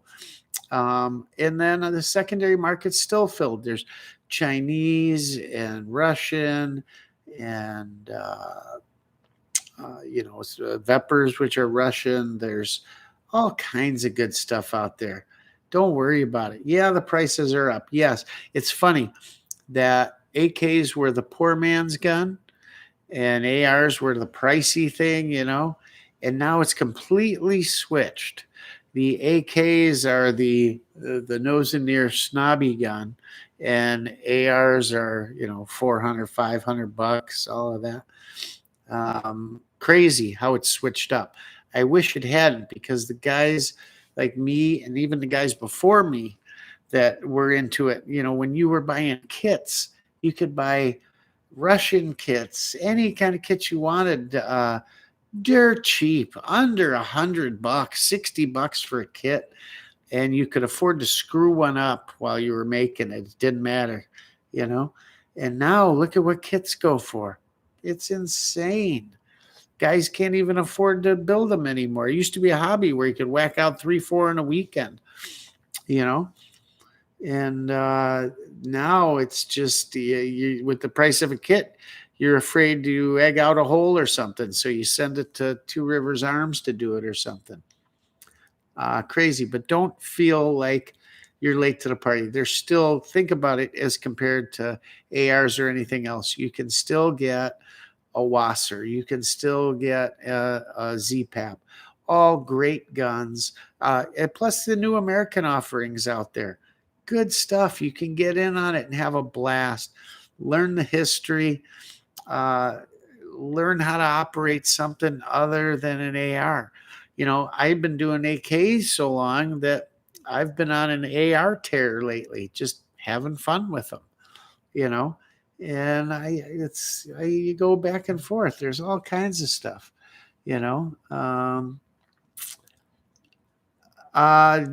she hadn't. My other daughter had not been around anyone. My wife and daughter went to, I think it was Western Michigan or maybe Grand Valley, to see her run this last weekend. And they weren't around her. She was with the team and all. And that's when my wife started feeling bad on the way home. But she wasn't around my daughter because she was running and all and didn't get to see her up close, even to give her a hug or anything. So she's fine. She's okay. And running, she had her best meet ever. She was just waxing them out there. And she had a PR, what they call a PR, personal best. She PR'd in the one event by over a second. She's really hitting stride and hitting where she needs to be. And I'm so proud of her. She is so fast. They were doing the relay. I think it was the 800 relay. And when she got the baton, her team was in last. She took a few steps and I saw them long strides just come out, and she just started cranking and just smoked past everyone up in the first place. I mean, just booked it. I was like, wow, look at that kid go. And she's about 100 pounds soaking wet, but you can see the one relaxed leg, and she's skinny as a rail, of course.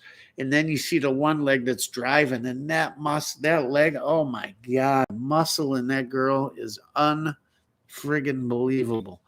But that coaching staff there has taken a girl that had never been coached, a lady in town that had run for a D1 school, noticed her summer after junior year, and just said, she's got something natural about her. You got to get her with a coach or a trainer this summer and see what she can do next year. Little country school. We didn't even have a coach. The coach showed up after work as quick as they could to try and help the girls. But by then they're practice would almost be over, and he would just kind of help them as much as he could, but the school couldn't afford a full-time coach, so these girls coached themselves.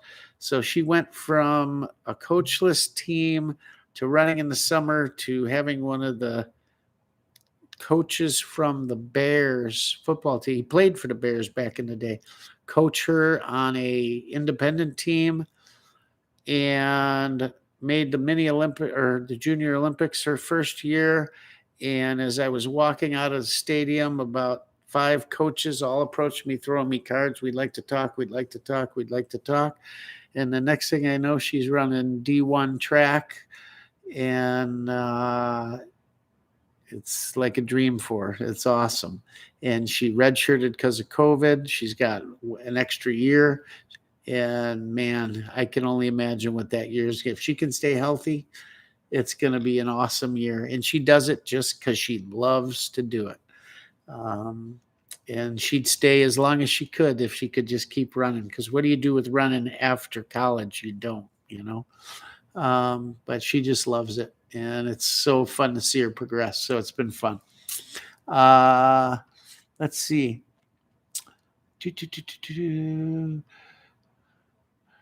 Appreciate the encouragement. I remember during the last rush on guns and ammo, I saw Century Wasser 10 for 400. And my dad at the time told me it was a commie gun. Now he loves his. Too funny. Yeah, 400. You wish you would have bought 10 of them at 400, right? My brother and I got into AKs last year as well. It's such an addiction. Don't forget Galils too. Well, let me tell you about Galils. I love Galils, okay? Don't get me wrong. And some of you will not agree with me, but I think when you get a little more into it and discover a little more, you will agree with me. Is it based on the AK? Yes. Are the Israelis famous for taking other designs, tweaking them a bit, and making them better?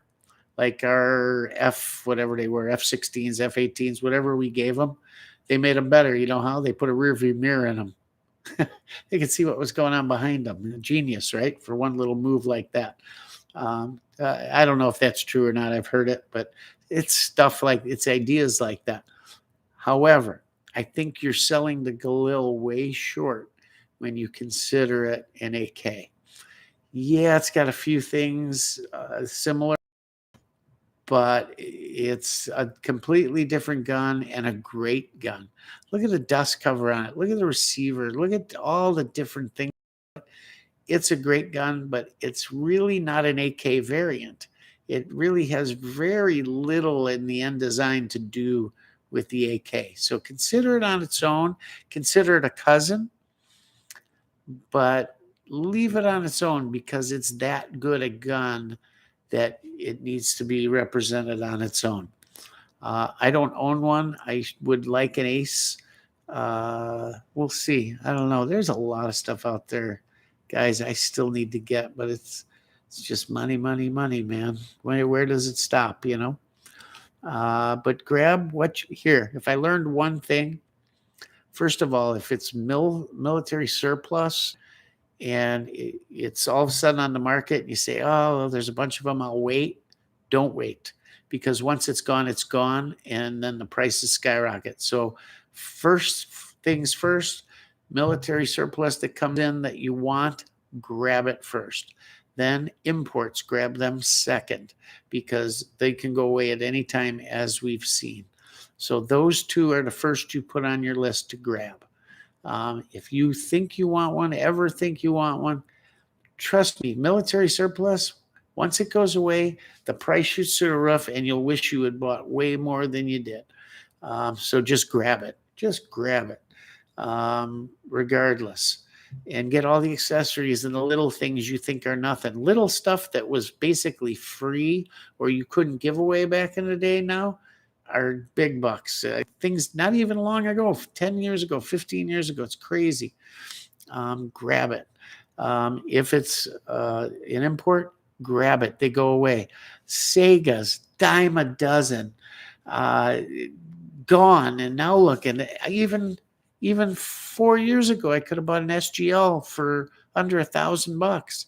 Now you can't touch one for $3,000. Vepers. I thought, man, that's a lot of money when I was buying them, $1,200, or $1,000. I should have bought 82 million of them.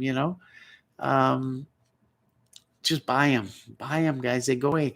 Look what's went away. The Vepers, the Segas, Chinese rifles, on, and the rest could go away at any given moment. You never know. So grab them. Ba, ba, ba, ba, ba, ba. Good. I will have more stuff for you before she comes home for Christmas. Fred, you've done enough, man. Come on. Chad will call. Same here. I always said commie guns. LOL. I have seen the light now, though. They're just, you know why they're cool? Here's why they're cool. There's a story behind them. And I guess if there's one thing I can say, it's one thing to get a ZPAP today, right? It's a modern built gun, brand new gun built in a comblock factory, right? However, back when I got like the M70 AB2, that was a military parts kit gun put back together that still had the history, had the handguards and the markings and the Wassers when they were being made with partial military kits or whatever, or the OPAPs, uh, um, or the Century AB1s that had the military numbered stocks and all that match. It was surplus, right? And in a way, it was rebuilt surplus. So there was all that history. You could feel the cosmoline oozing out of it. You could smell it, all of that. So there was a lot of history there, trench art, all kinds of things, like the Yugo SKSs, Chinese SKSs, Russian SKSs. Matter of fact, that reminds me, I gotta go get something out of the trunk. um, they had the history there with them. And yeah, a ZPAP's cool, but it doesn't have original military wood. Different things, different stuff. So that was cool. Even the Wassers, when they were built on military kits or partial military kits, you were still getting like the night sights on the AB2 on the Yugo guns and all. Just cool. So you're missing that now. There's none that are really built on military parts kits like that, which was really neat to experience. So, and your daughter's like NA gas motor, runs great in cold weather. Yeah, right. I bought a Century Arms Thunder Ranch about 7 months ago. Do you have any experience with or knowledge of this firearm? I've heard iffy things about Century built firearms. Okay. So first of all, Glorifac, thanks for coming in here. Was learn, okay? Century. So Century got a bad rap for a lot of years because they were pretty much the only importer out there. And they were learning as they went. So before Zastava USA, the Yugo company came in, Century was the importer of Zastava. They imported the NPAP and the OPAP and all of that. And those were always great rifles because they were built in a comblock plant. Century is still to this day the importer of all the Cougar arms, the Romanian stuff, the Wassers, anything Romanian, the AES 10Bs, the RPKs, all of that, Dracos, Mini Draco, they imported all. Great stuff.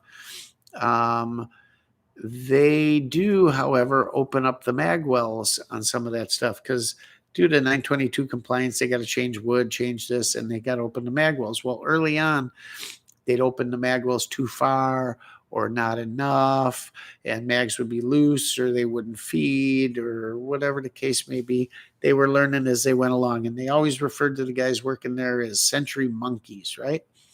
And then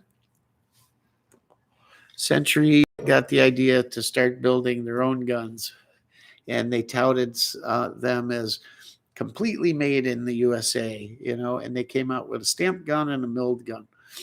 And I believe it was a stamped one. They had big problems. They were essentially blowing up, a lot of them, not onesie twosies, but a bunch of them. The headspace would go out. They were using cast parts instead of forged parts. Just a lot of issues. And just it was said just stay away from them. Don't, right? Even the milled guns. A lot of the kick guns that they built over the years, there were Polish Tantels, by all accounts, decent guns. The Yugo M70 AB2 underfolders, they contracted those out to be built by several other builders around the country, and they turned out to be magnificent guns. Laughed at back in the day when they were $399. And now guys hold them in high esteem. Really well-built guns, thousands and thousands of rounds through them, holding up like nobody's business. All that stuff was decent. But a lot of the Wassers, they messed up. And some of it was Cougar sending stuff over that was messed up too. They didn't realize what the American public wanted. They didn't realize the American public didn't want stuff with scratches. And they were used to building for military contracts where when you threw a barrel full of parts and you pulled one out, yeah, it had some scuffs in the parkerizing. Militaries don't care. Well, American consumers do. They've gotten much better at it. Now, there was some turmoil about the Visca when it came out. A couple guys ran it, and right on camera, they were doing like a 5,000 round test, and the gun went out of headspace, and there was even talk that you could basically push the barrel pin out of it. I think it did require a little tapping with a punch and a hammer, but even so, the amount of light tapping they did should not have driven that out. It just not put together well. Now that Thunder Ranch, while I love Clint Smith and Thunder Ranch, I have to go meet him before anything happens to him, because I just think he's the coolest guy to listen to him talk. And it's just the epitome of what guys in his era were, right? I just dig him. And I run my Go to War AR-15 is a Thunder Ranch AR. It's built by Arrow. Whole different story. Arrow makes really neat stuff.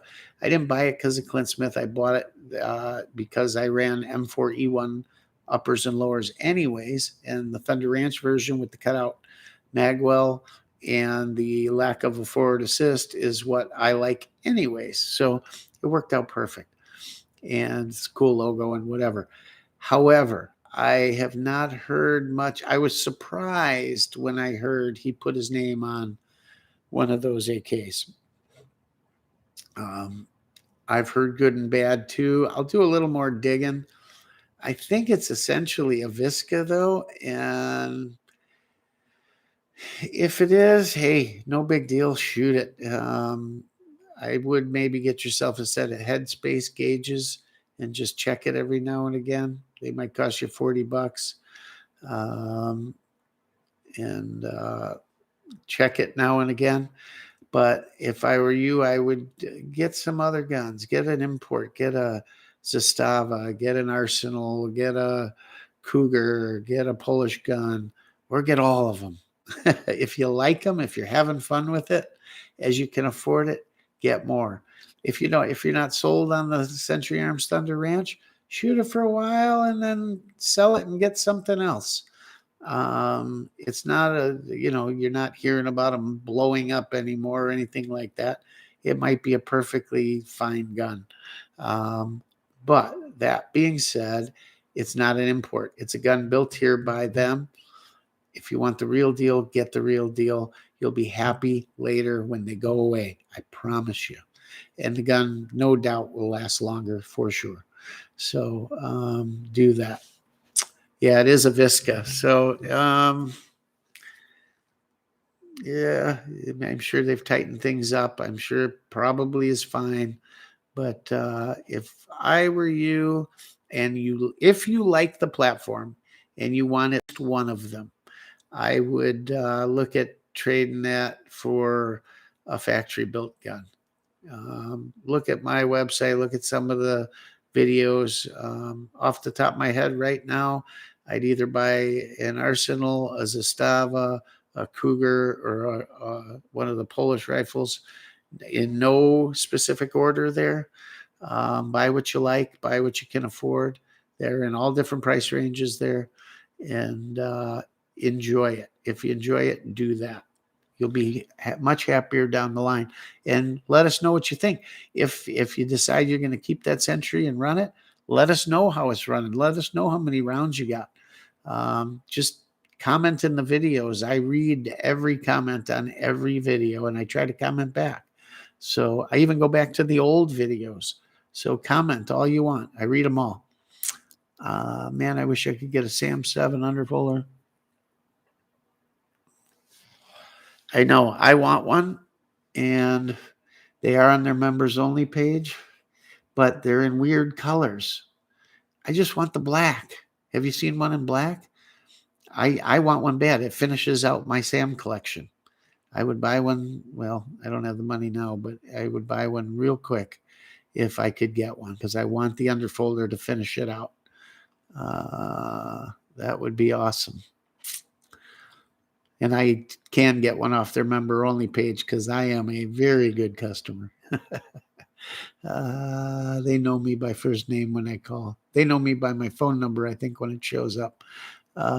Forward assist is what saved the Kenosha kid. Well, every AR has a forward assist, even when it doesn't have a forward assist. You don't need that little button.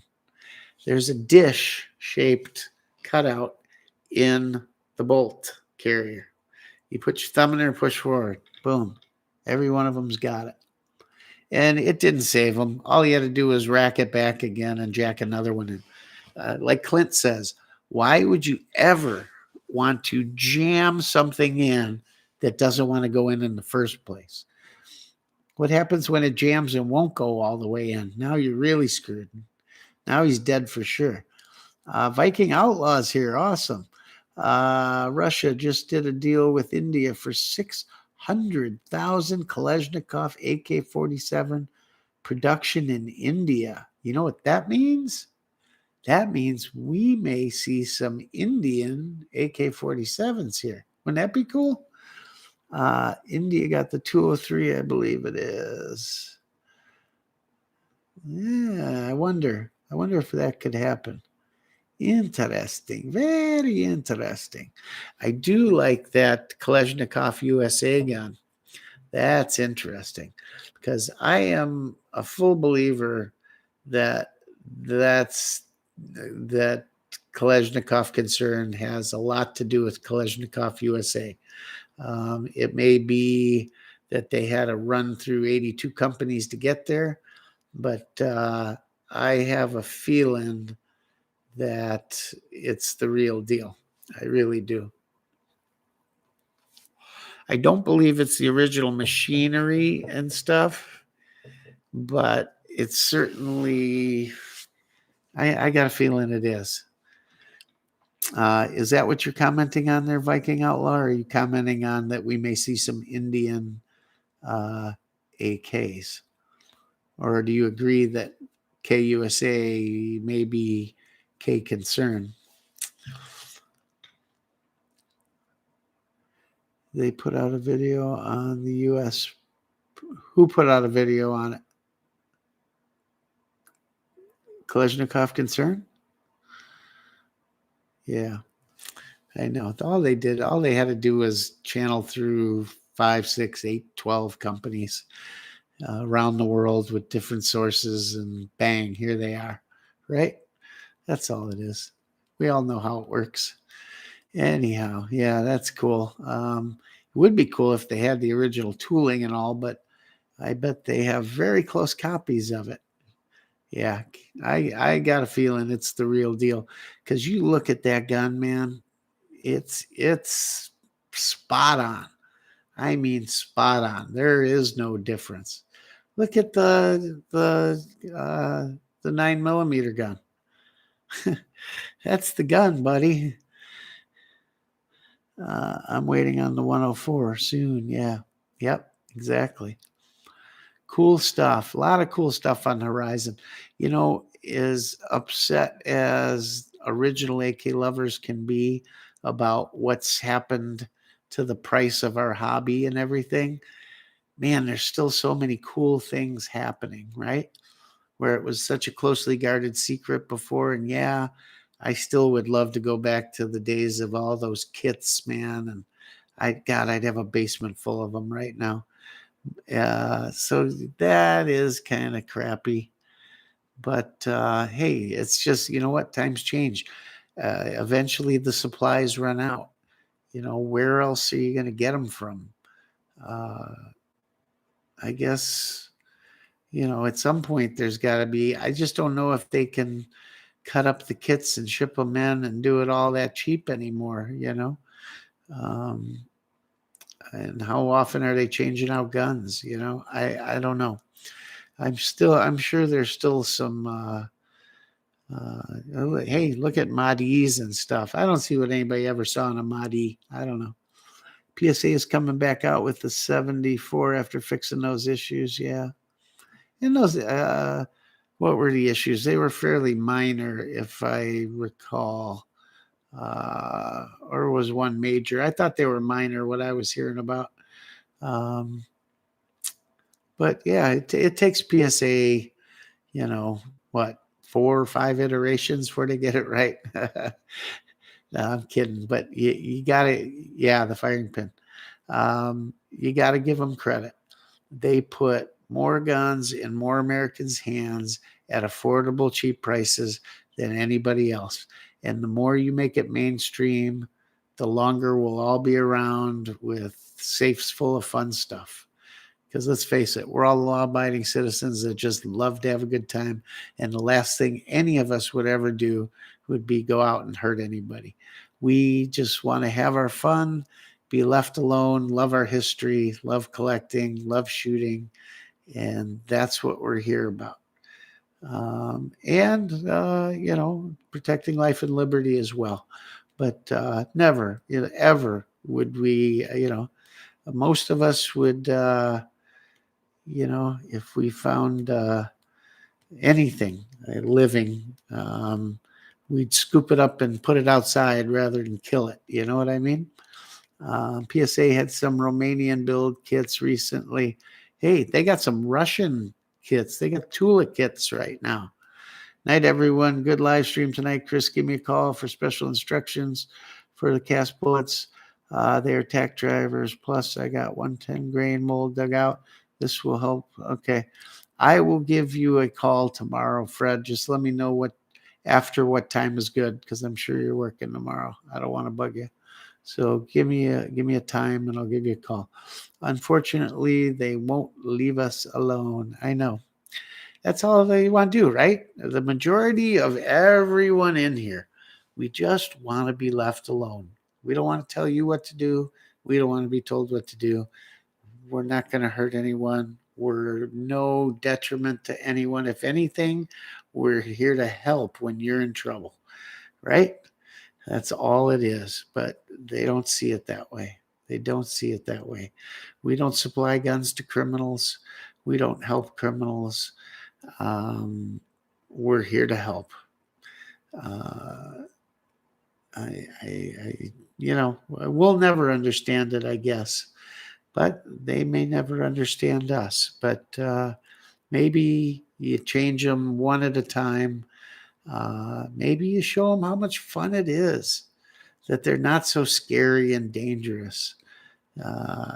In the history and everything else that can be learned. And one day, if our liberty is threatened, so is theirs. And they'll be very thankful like us if that day ever comes. A tool in stock, $1,800. Yeah, Jesus. $1,000 for a kit gun. But maybe, I don't know. I asked a question in your A5 buffer video. I answered one.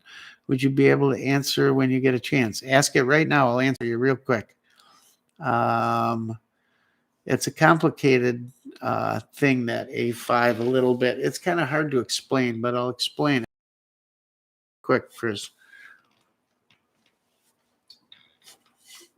Man, this thing's going long, buddy. 3 hours, 15 minutes. They have to disarm us to be able to dominate us. Yes, they do. And you know what?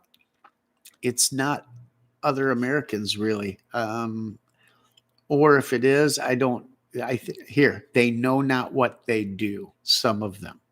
Most of them, I would hope to believe that. They don't see it as that. I still believe it's outside forces. I don't know. Thoughts on the AK Master mounts? Are they good quality? I think they're good quality. I think they work. Is it the best solution? No.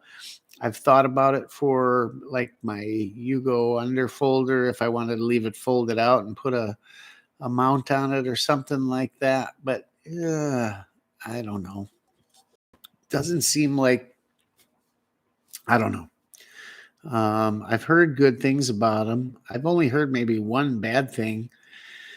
Wasn't too long ago, somebody had a problem with one, tightening it or something. I don't know, but I don't know. Chris, if you got a question about that buffer, ask real quick in here. I'll answer it. I like talking about that because it's really such a great system. Matter of fact, I was going to take that gun out the other day because it just shoots so perfect. I'm building the exact same build as yours, minus the Pluribus graphics. Can I use the 308 rifle spring with an H3 buffer weight, or should I go heavier? You want to go heavier. Here's what you want to do. And the only way to do it, in my opinion. Because so many guys have so many problems just getting these things right. When you say an you want to use the A5 buffer tube, right? With a rifle spring and then an H3 carbine buffer, right? If you're using the rifle spring, you can't use a rifle buffer. You have to use the carbine buffer. But do this. Don't do the H3. Go to, there's a guy, heavybuffers.com. Go there, look it up, and it's a little confusing, and you might have to search a little bit. But he'll talk about that E5 buffer tube. And I went to it because it comes integral in that Magpul stock I used. But you can get the buffer tube by itself. But check out that Magpul stock. It's awesome. And the cool thing about that Magpul stock is if you want to run a carbine spring and carbine buffer, you can. It comes with a spacer to take up the extra room. But the best way to do it, the softest shooting, most reliable, everything, is heavybuffers.com. If you have to, call him. He's a super nice guy. He'll answer just call. And he makes an extra heavy buffer. When he told me, I no way is that going to work. No way. Because what's a normal buffer? 3.5, 3 3/4 ounces, something like that. I don't know. This thing is, I forget now because it's been a while. It's either 10 or 11 ounces. It's crazy. There's, what do you call it? Carbide weights in it. And they're beautifully made. They're not a ton of money. And he recommends what to do. It's a rifle spring, standard rifle spring, and his extra heavy carbine, I believe carbine buffer. It fits perfect because that buffer tube comes in between a regular M4 buffer tube and a rifle buffer tube. One's like 4.5, one's 6.5 inches, something like that, and this is like 5.5. So you got to be careful, or that the carrier can't go all the way back in if you're sized wrong. and gun just won't run, right? Or you'll damage the gun. So, uh, yeah, the UBR Gen 2, absolutely. That's what you want to use. Call him. Just call him. Go to the website. You can search around there. You'll probably get it by looking at the charts there. But even the charts are a little confusing, or at least they were to me. Um, just call him. He'll hook you up with what's right, and you get the whole thing. He sends you the package. It's quick, done, not a ton of money, and trust me, you'll be happy. Now, I built mine with an adjustable gas block, so I can't tell you if I would have needed it had I built it with a fixed gas block. Obviously, I had to adjust mine because it wasn't adjustable. But if I remember correctly, things like it's got to work with a regular one. I mean, he didn't even recommend the adjustable. I think I just did it, and I was able to turn it way down, and the gun just runs fabulous. I'm also running arrow. Perfect, perfect. So call the guy tomorrow and do it. You will be happy beyond belief. I love that thing. And everybody that shot it says it's the softest shooting AR-10 they've ever shot in their life. The impulse, everything about it is just great. Love it. And that stock you're going to love too. You know what the great thing about it is? Instead of the entire stock sliding, and so your cheeks like half on the tube, half on the stock. And if you got any kind of beard or didn't shave or whatever, and it gets caught and it tears your beard out, well, the front of that stock stays put. You're sliding the whole thing, so you're always on it. Your beard never gets caught in it. And you can take it looks like a solid stock, that UBR, but you can take the doors off it, and now it's an open stock all the way through if you want. It's just a cool setup. Yeah, they're not cheap, but the way it works without the castle nut and everything, the other part works as a castle nut, and the block, the QD point and everything, it's so heavy, and in my opinion, the highest quality stock Magpul makes, light years above their other stuff as far as how solid it is. And it doesn't weigh a ton either. It's just, I was messing with it the other day. There's so much I want to get out and shoot. But yeah, heavy buffers plus the period and the other thing, the calm. And yeah, you'll be happy. And I want you to come back and tell me how killer the thing is, okay? And let them know where you heard it from. I researched and researched and researched some more. When I thought I had hit a dead end, I kept going. And then there was the Gen 1, Gen 2 thing that screwed people up. And I finally figured it out, and I finally got a hold of the right people and put it all together. And I really should have talked about that thing more and touted its genius a little more, because it really is just fabulous. And I'm sure you're building an arrow. I'm sure you know how great that all their stuff is. It's all beautiful stuff, isn't it? People consider them a discount or cheaper brand. Not me. I don't think that for 1 minute. I think they're right up there with some of the best.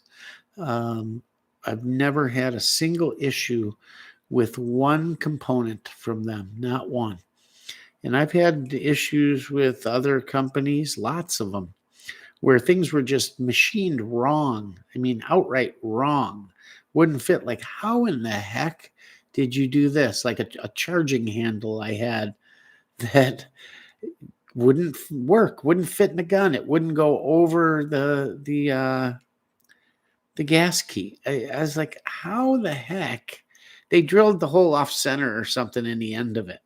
I'm like, craziness. I've seen chambers drilled wrong in barrels. I've seen all kinds of stuff. Gunner profile. Yeah, great barrel too. I love that barrel.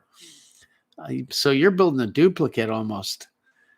That's awesome. Did you get it in OD green or just black?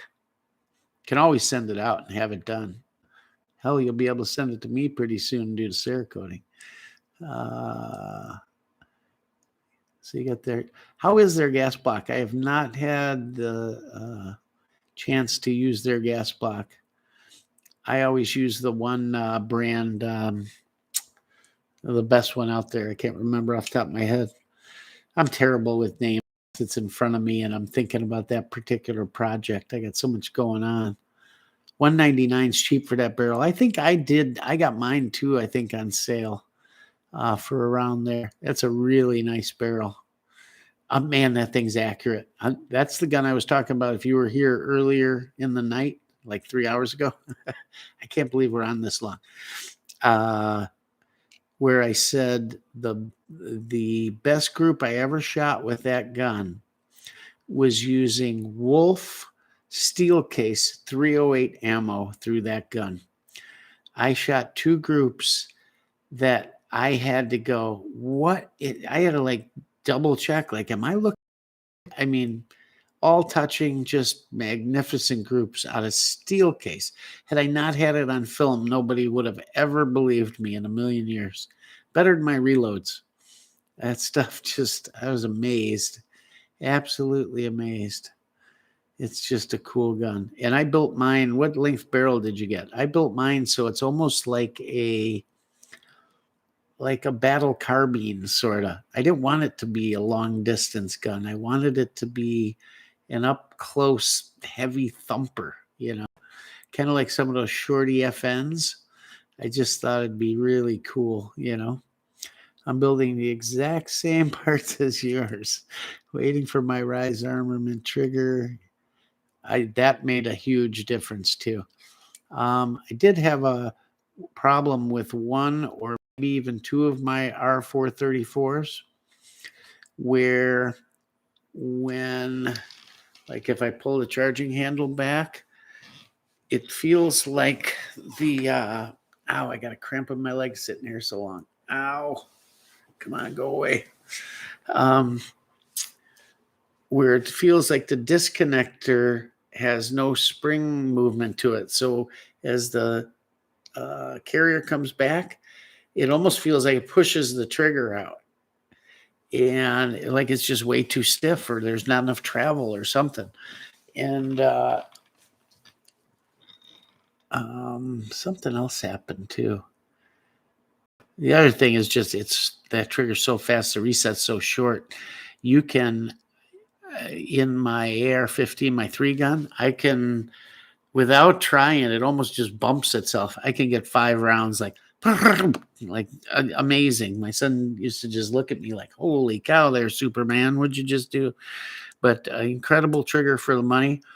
The problem I had with it had been reported by a few other people, and all I did was shoot them an email, and they shot me an email back saying, we've attached the return postage thing, print it out, slap it on, send it to us. As soon as we get it, we'll ship you another one that quick. So I'm good. I'll stay with them. I like them that much.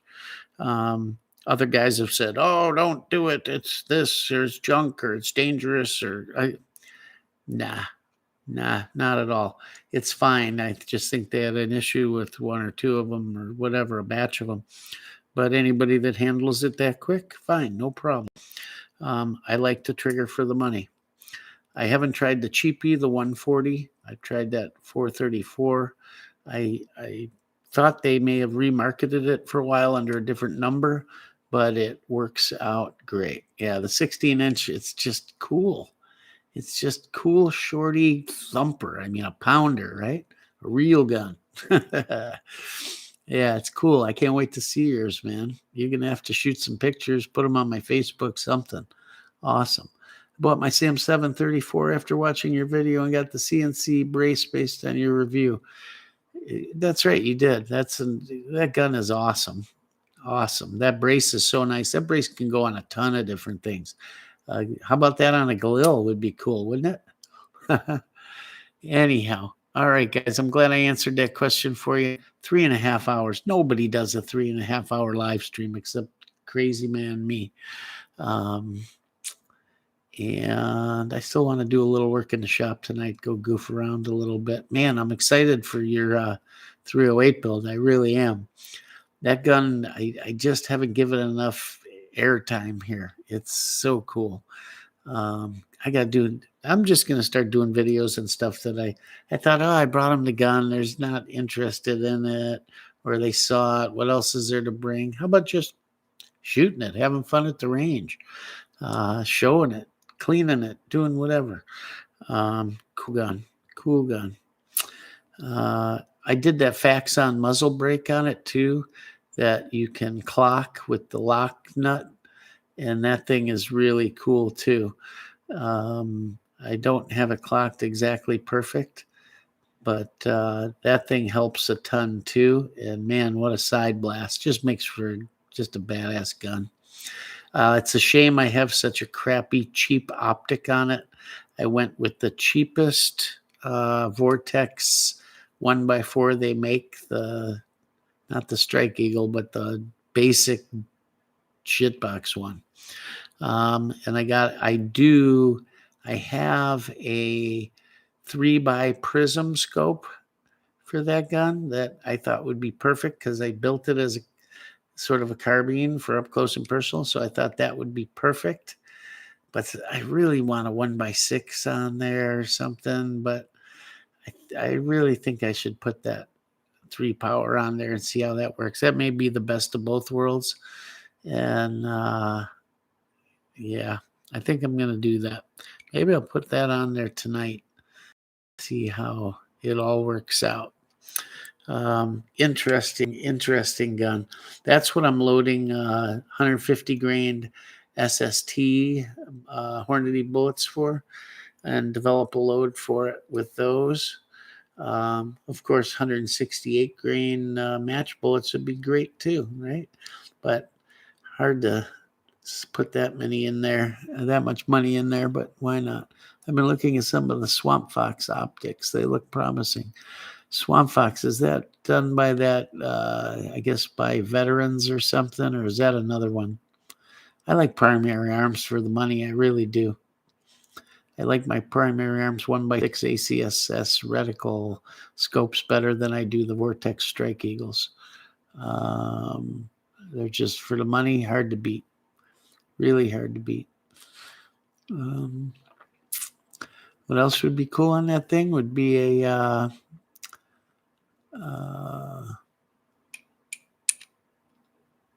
EOTech with a magnifier.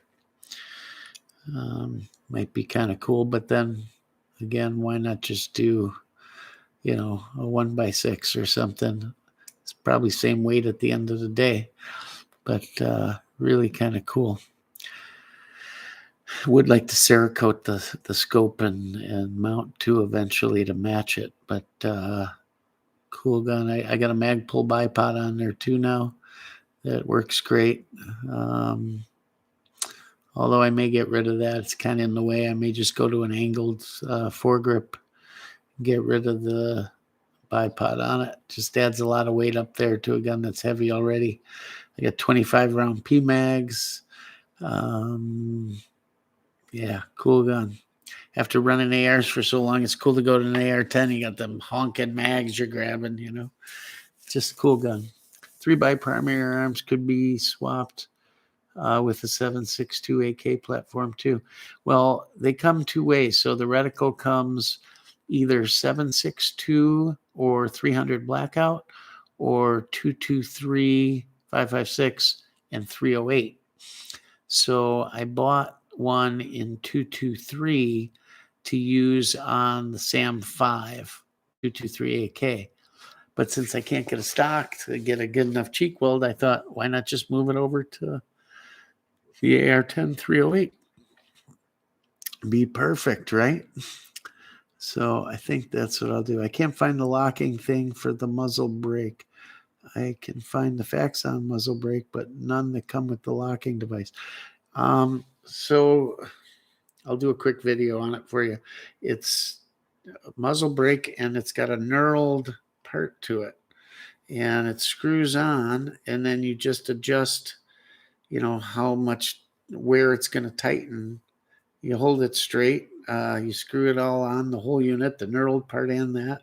When it's straight, you tighten the knurled part up, and it holds it there. So it's like two pieces to the muzzle brake, made by FAXON. Maybe they don't make it anymore. I don't know.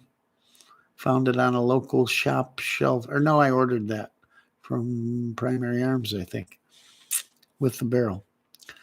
And it's cool. If not, just get a 2-port, 3-port muzzle brake. What the hell?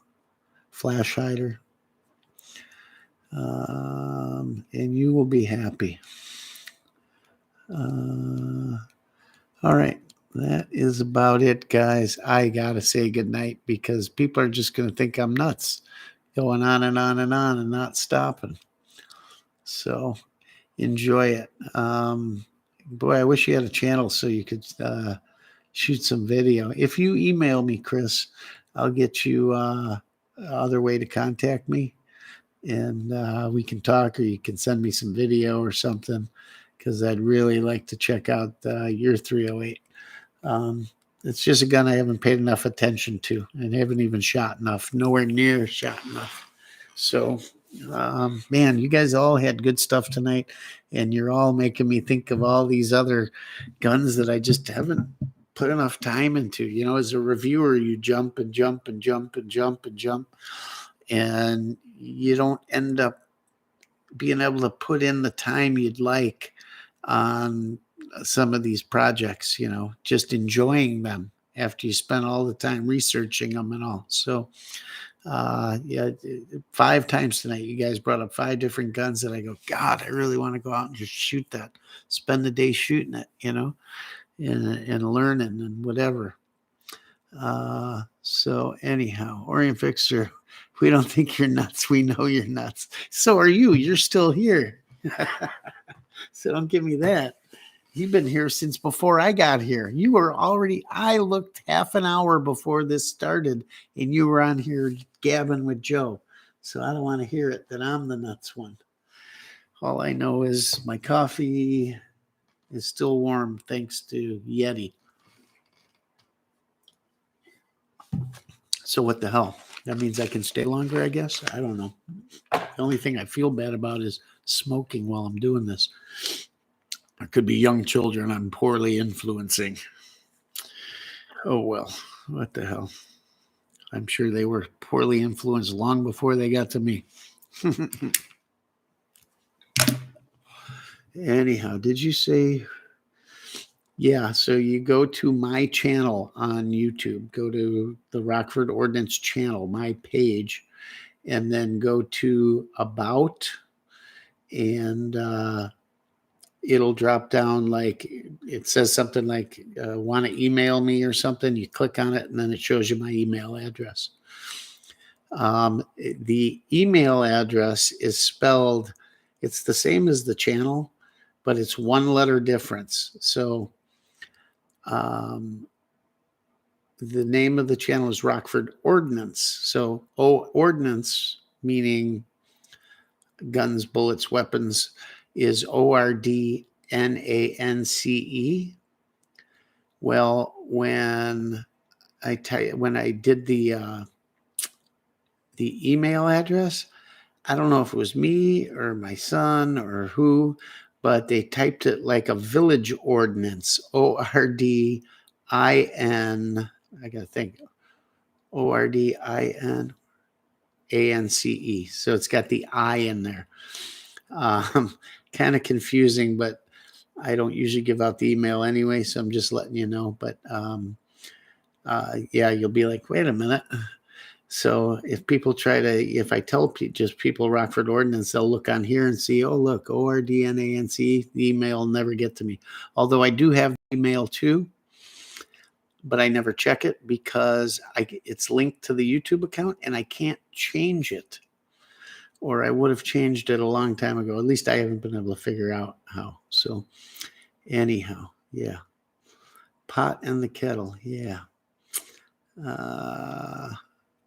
So yeah, send it. Any other questions, guys? Real quick, there's 10 people in here. Any other questions? If I got questions, I'll stay. So what guns do I want to shoot now after tonight's stream? Well, I definitely want to shoot my M70 AB2. I definitely want to put some more time in on the AR-10, the 308. I definitely want to do, what else? What are we talking about? There are a couple other guns I want to, I definitely want to put more time in on the shotguns with the slugs. I just got this thing for slugs all of a sudden. And there was one other gun somebody brought up here. I really want to shoot some SKSs. I don't ever get to shoot those enough, and so much fun. So much fun. Dun, dun, dun, dun. I'm looking through the comments here of what other people brought up and what I want to shoot. God, I haven't shot the Mini Draco in forever either. That would be fun. Look at us. Guys were saying goodnight like 2 hours ago. Still looking.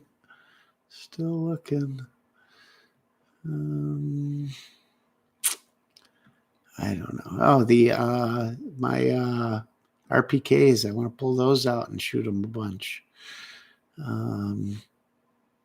So much stuff. Yeah, look at this. Orion was the third guy in here half an hour before the stream started, and he's telling me I'm nuts.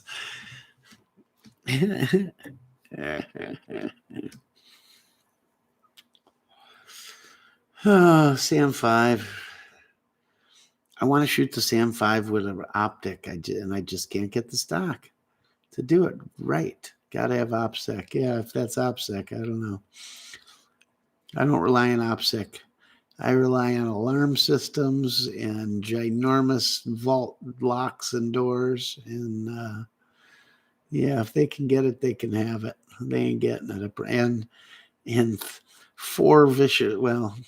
3 vicious dogs and 1 little tiny chihuahua that'll lick you to death. But I wouldn't want to face the other 3 dogs, especially the 2 of them. The Mastiff would be scary as hell. Most of the data I see on 7.62x39 is done through an SKS. It is, and it's all done through 20-inch barrels, it seems, right? Is that what you saw?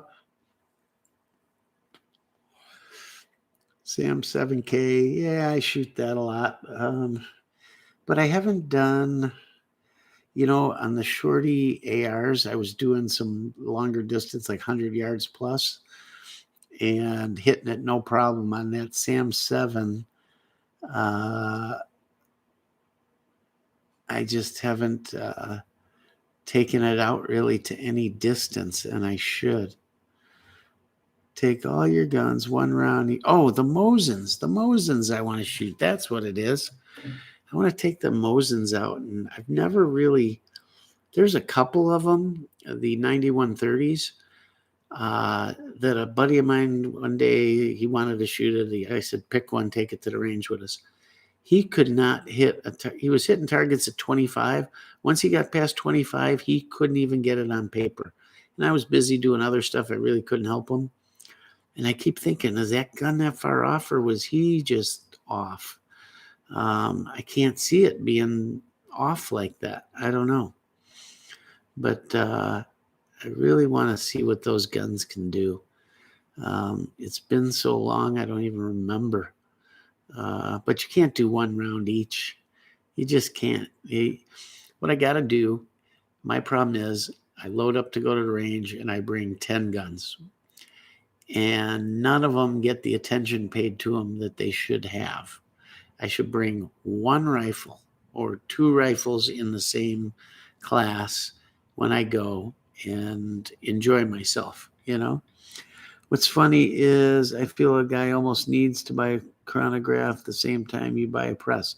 I have a chronograph, and I bought it long after I had a press. I was just loading and shooting, watching for signs of pressure on the primers and seeing what grouped, and really I was only doing it or the gun I thought that had any kind of accuracy to even be seeing results was my Savage 308 bolt gun. And that I haven't shot in forever either. That's in pieces right now. I got to put it back together. That gun needs a real scope is what that gun needs. I mean, the one that's on it works, but you can't dial any dope, that's for sure. You got to just sight it and then do holdovers because it's a Chinese scope. They're owned by Bushnell, Millet, and there's a lot of good and bad out there. Some guys say, "Oh, it doesn't hold zero." Well, mine holds zero, but I don't know enough about long distance shooting and adjusting all this stuff by ballistic tables and all that stuff. I don't know enough about it. That's what I'm doing now. I haven't had an issue yet, but I don't do anything. I'm unfortunately with you. Yeah. It gets complicated, right? You almost need to take a class or have somebody that's been there before to show you, is what it is. But I've been thinking about investing in like a Leopold Mark V or a Night Force. I'm really thinking that Mark V, because after all, that's the real deal, right? That's what our guys use. Am I correct?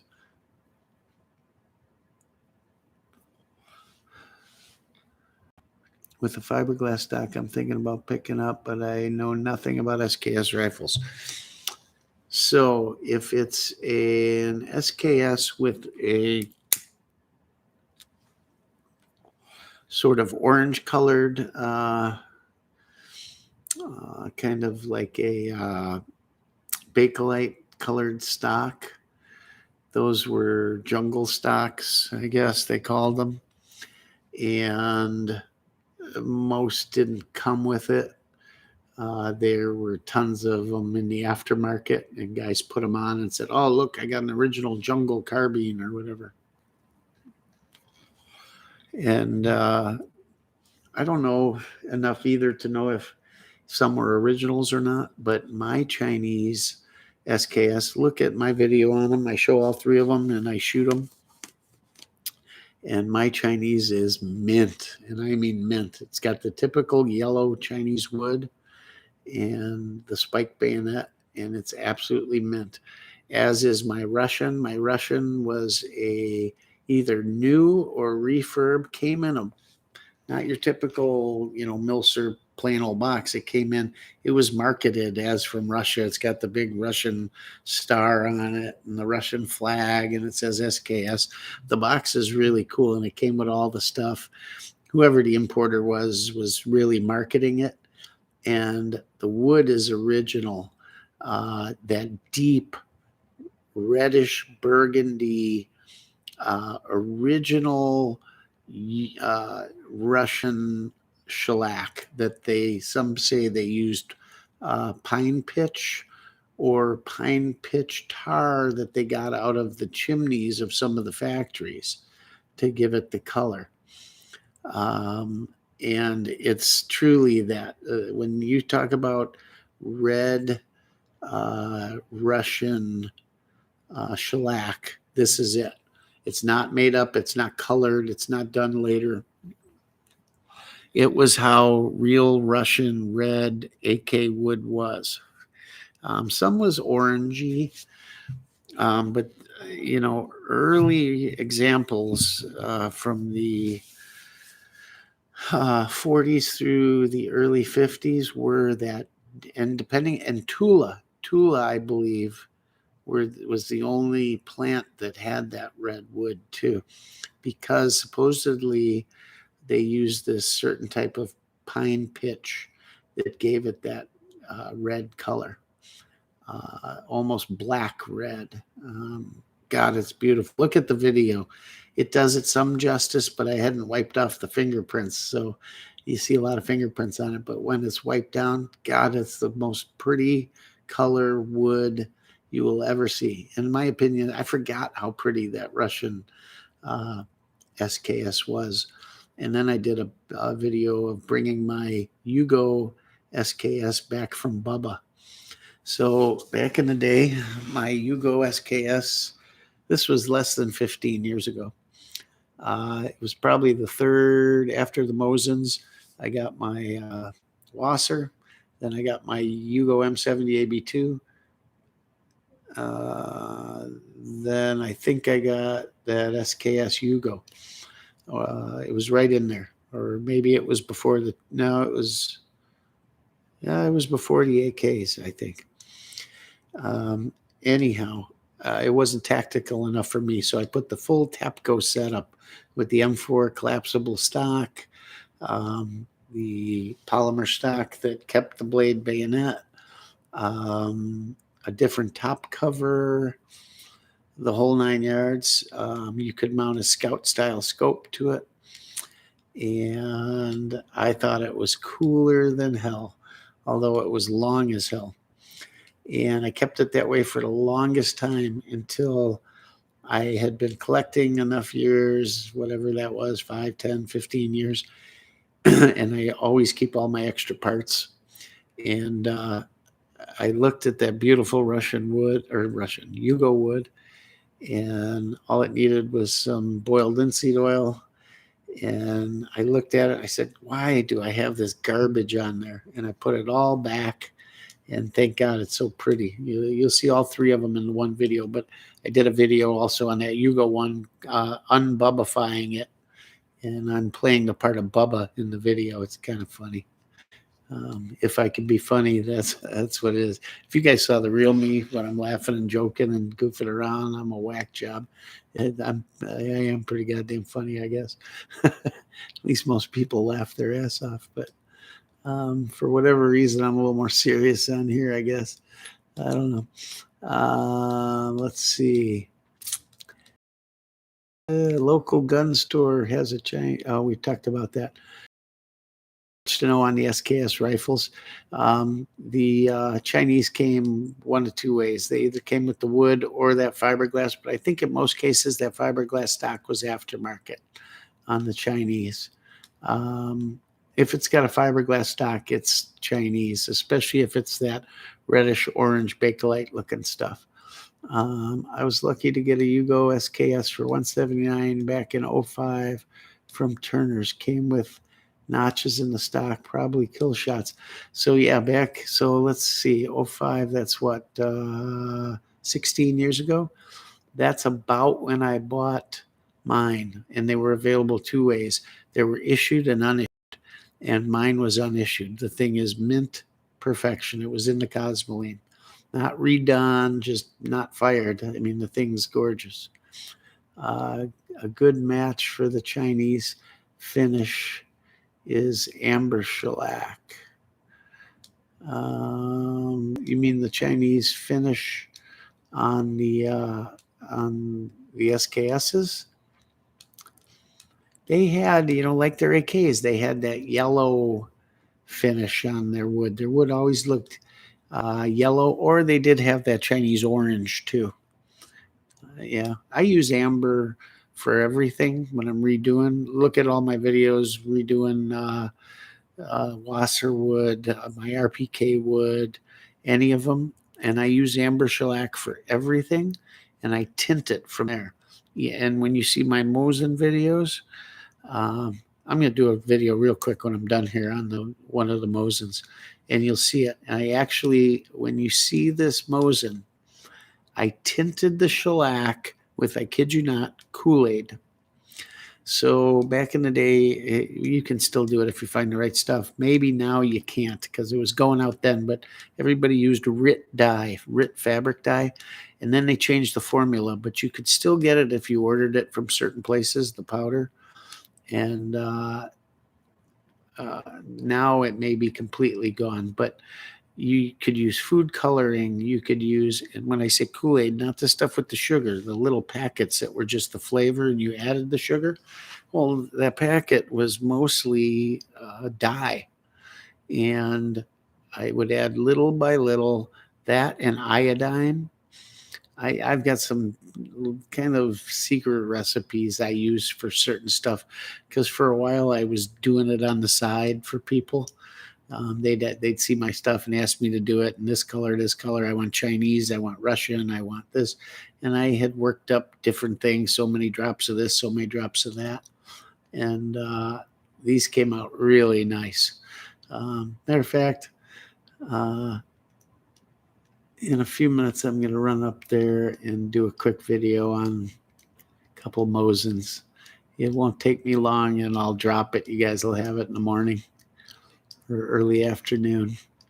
But yeah, that's about when I bought my Yugo SKS. And yeah, 179. I got mine 199 for the unissued.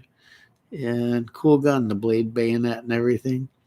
Just got to make sure you keep the bolt carrier and the firing pin channel clean and clear. Don't put a lot of lube in there because you can get the slam fire. I've never seen or had anybody do it. I've seen it happen in videos, but man, you must have to dirty one up like crazy or get it to lube lock or something. But you definitely don't want to slam one home in your living room so you can put it next to the bed. You might just put one through the floor. There's an easy solution there. You can put a spring in there.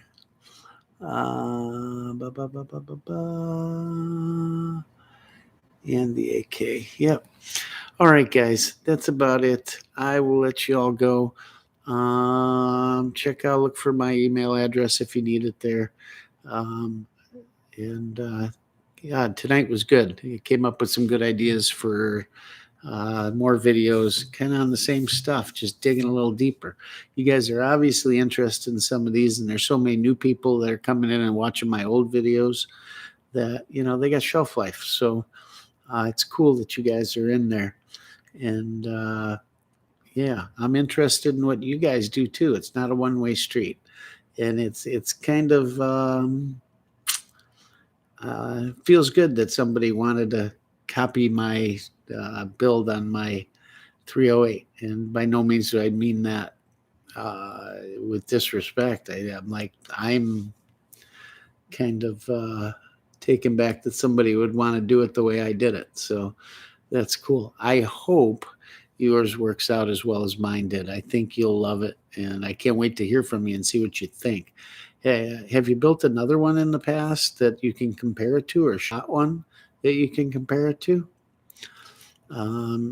If you haven't, I don't know if you can appreciate it as much. I think you will. I mean, don't get me wrong. It's not shooting your 5.56, trust me. But for what it is, and if you know 308, it's nice. So I hope you enjoy it. It'll be fun to see your build come together. How close are you to getting it all done? Pretty close, I hope, because I'd love to see it. You pretty close to finishing it? Once you got that buffer and spring, or you still got a bunch of other stuff? And that will be the last thing somebody answers here. Once Chris says if he's almost close to finishing it. And then I will let you go. Man, this stream came out good. Look, camera's working good. Things look crystal clear. Waiting for my bulk carrier group about 3 weeks. Where'd you order it from? Timbuktu? They had them at Arrow. That's awesome. I'm interested. I've wanted to do a 308 build as well. Well, just check out that buffer tube / stock assembly and the buffer and spring. Trust me, it's the only way to go on those rifles. Anyways, guys, thanks for everything. Hey, we got to last 15 more seconds and it's 4 friggin' hours. Holy shit. I got guys yelling at me because it's 2 hours, and here we just doubled it in 5, 4, 3, 2, 1. 4 hours. 4 hours. Anyhow, guys, thanks for everything. Thanks for following me. Thanks for all the great ideas. Thanks for watching and putting up with listening to me babble about useless crap. And hey, if you can, send us a super chat to help out. It's always appreciated. And we're going to bring you a lot more videos. We got so much cool stuff coming up. Check out Fred's site, please. Go there, help him out. He's a really good dude. And I buy my parts without the wife knowing. So if you want pro tips on that, I'm your man. If here, when you catch up to my level, when you can do this and everything you see on this channel, everything without your old lady knowing, you got a lot to learn, son. You're nowhere close to the pro leagues yet. I got some good ways to do it, though. You let me know. It's just, man, when income tax season comes around, you got to run. You got to disappear for a week or two, because then she knows the real deal. And yeah, it's like divorce season for a week or two. Then you calm her down. But a Louis Vuitton here and there doesn't hurt either. I'll just tell you that. Cheap in the grand scheme of things. But yeah, I am an absolute expert. Oh my God, I shouldn't laugh because I'm in so much trouble this year. You have no idea. Holy cow. And it's coming up fast. It's only weeks away. If I disappear off this channel, something went awry. Call the authority. Well, no, don't do that either. But investigate it. How's that sound? Something went wrong. Anyhow, thanks a lot, guys. I'm going out to do a quick Mosin video, and if I get cleared, I always tell my wife I bought it on sale, no returns. You know what's every man's nightmare? That he dies and his wife sells off all his stuff for the price that he told her he paid for it. But no, mine doesn't even know. But eventually, when it got so big, then like one black rifle compared to another black rifle, she didn't know. I'm whispering now. She didn't know the difference, right? But when it goes from a corner full to a wall full to a room full to hanging from the ceiling, the rafters, under the couches, yeah, then I get you really think I didn't notice, asshole? But hey, she's a good woman. She gets it. And you just got to take care of them too. But there's an excess to everything, and I'm unfortunately really good at going to excess. Anyhow, thanks again, guys. Thanks for everything. Yeah, check out the super chats if you can. It's always appreciated. And we will see you soon. As always, Rockford Ordnance out. Or my son Vin Law has been taught. Always leave with empty cases. Come home with full. That's 101. Maybe I'll do a whole video on it, okay? From tax season to working with your employer to different accounts, checks. Good night.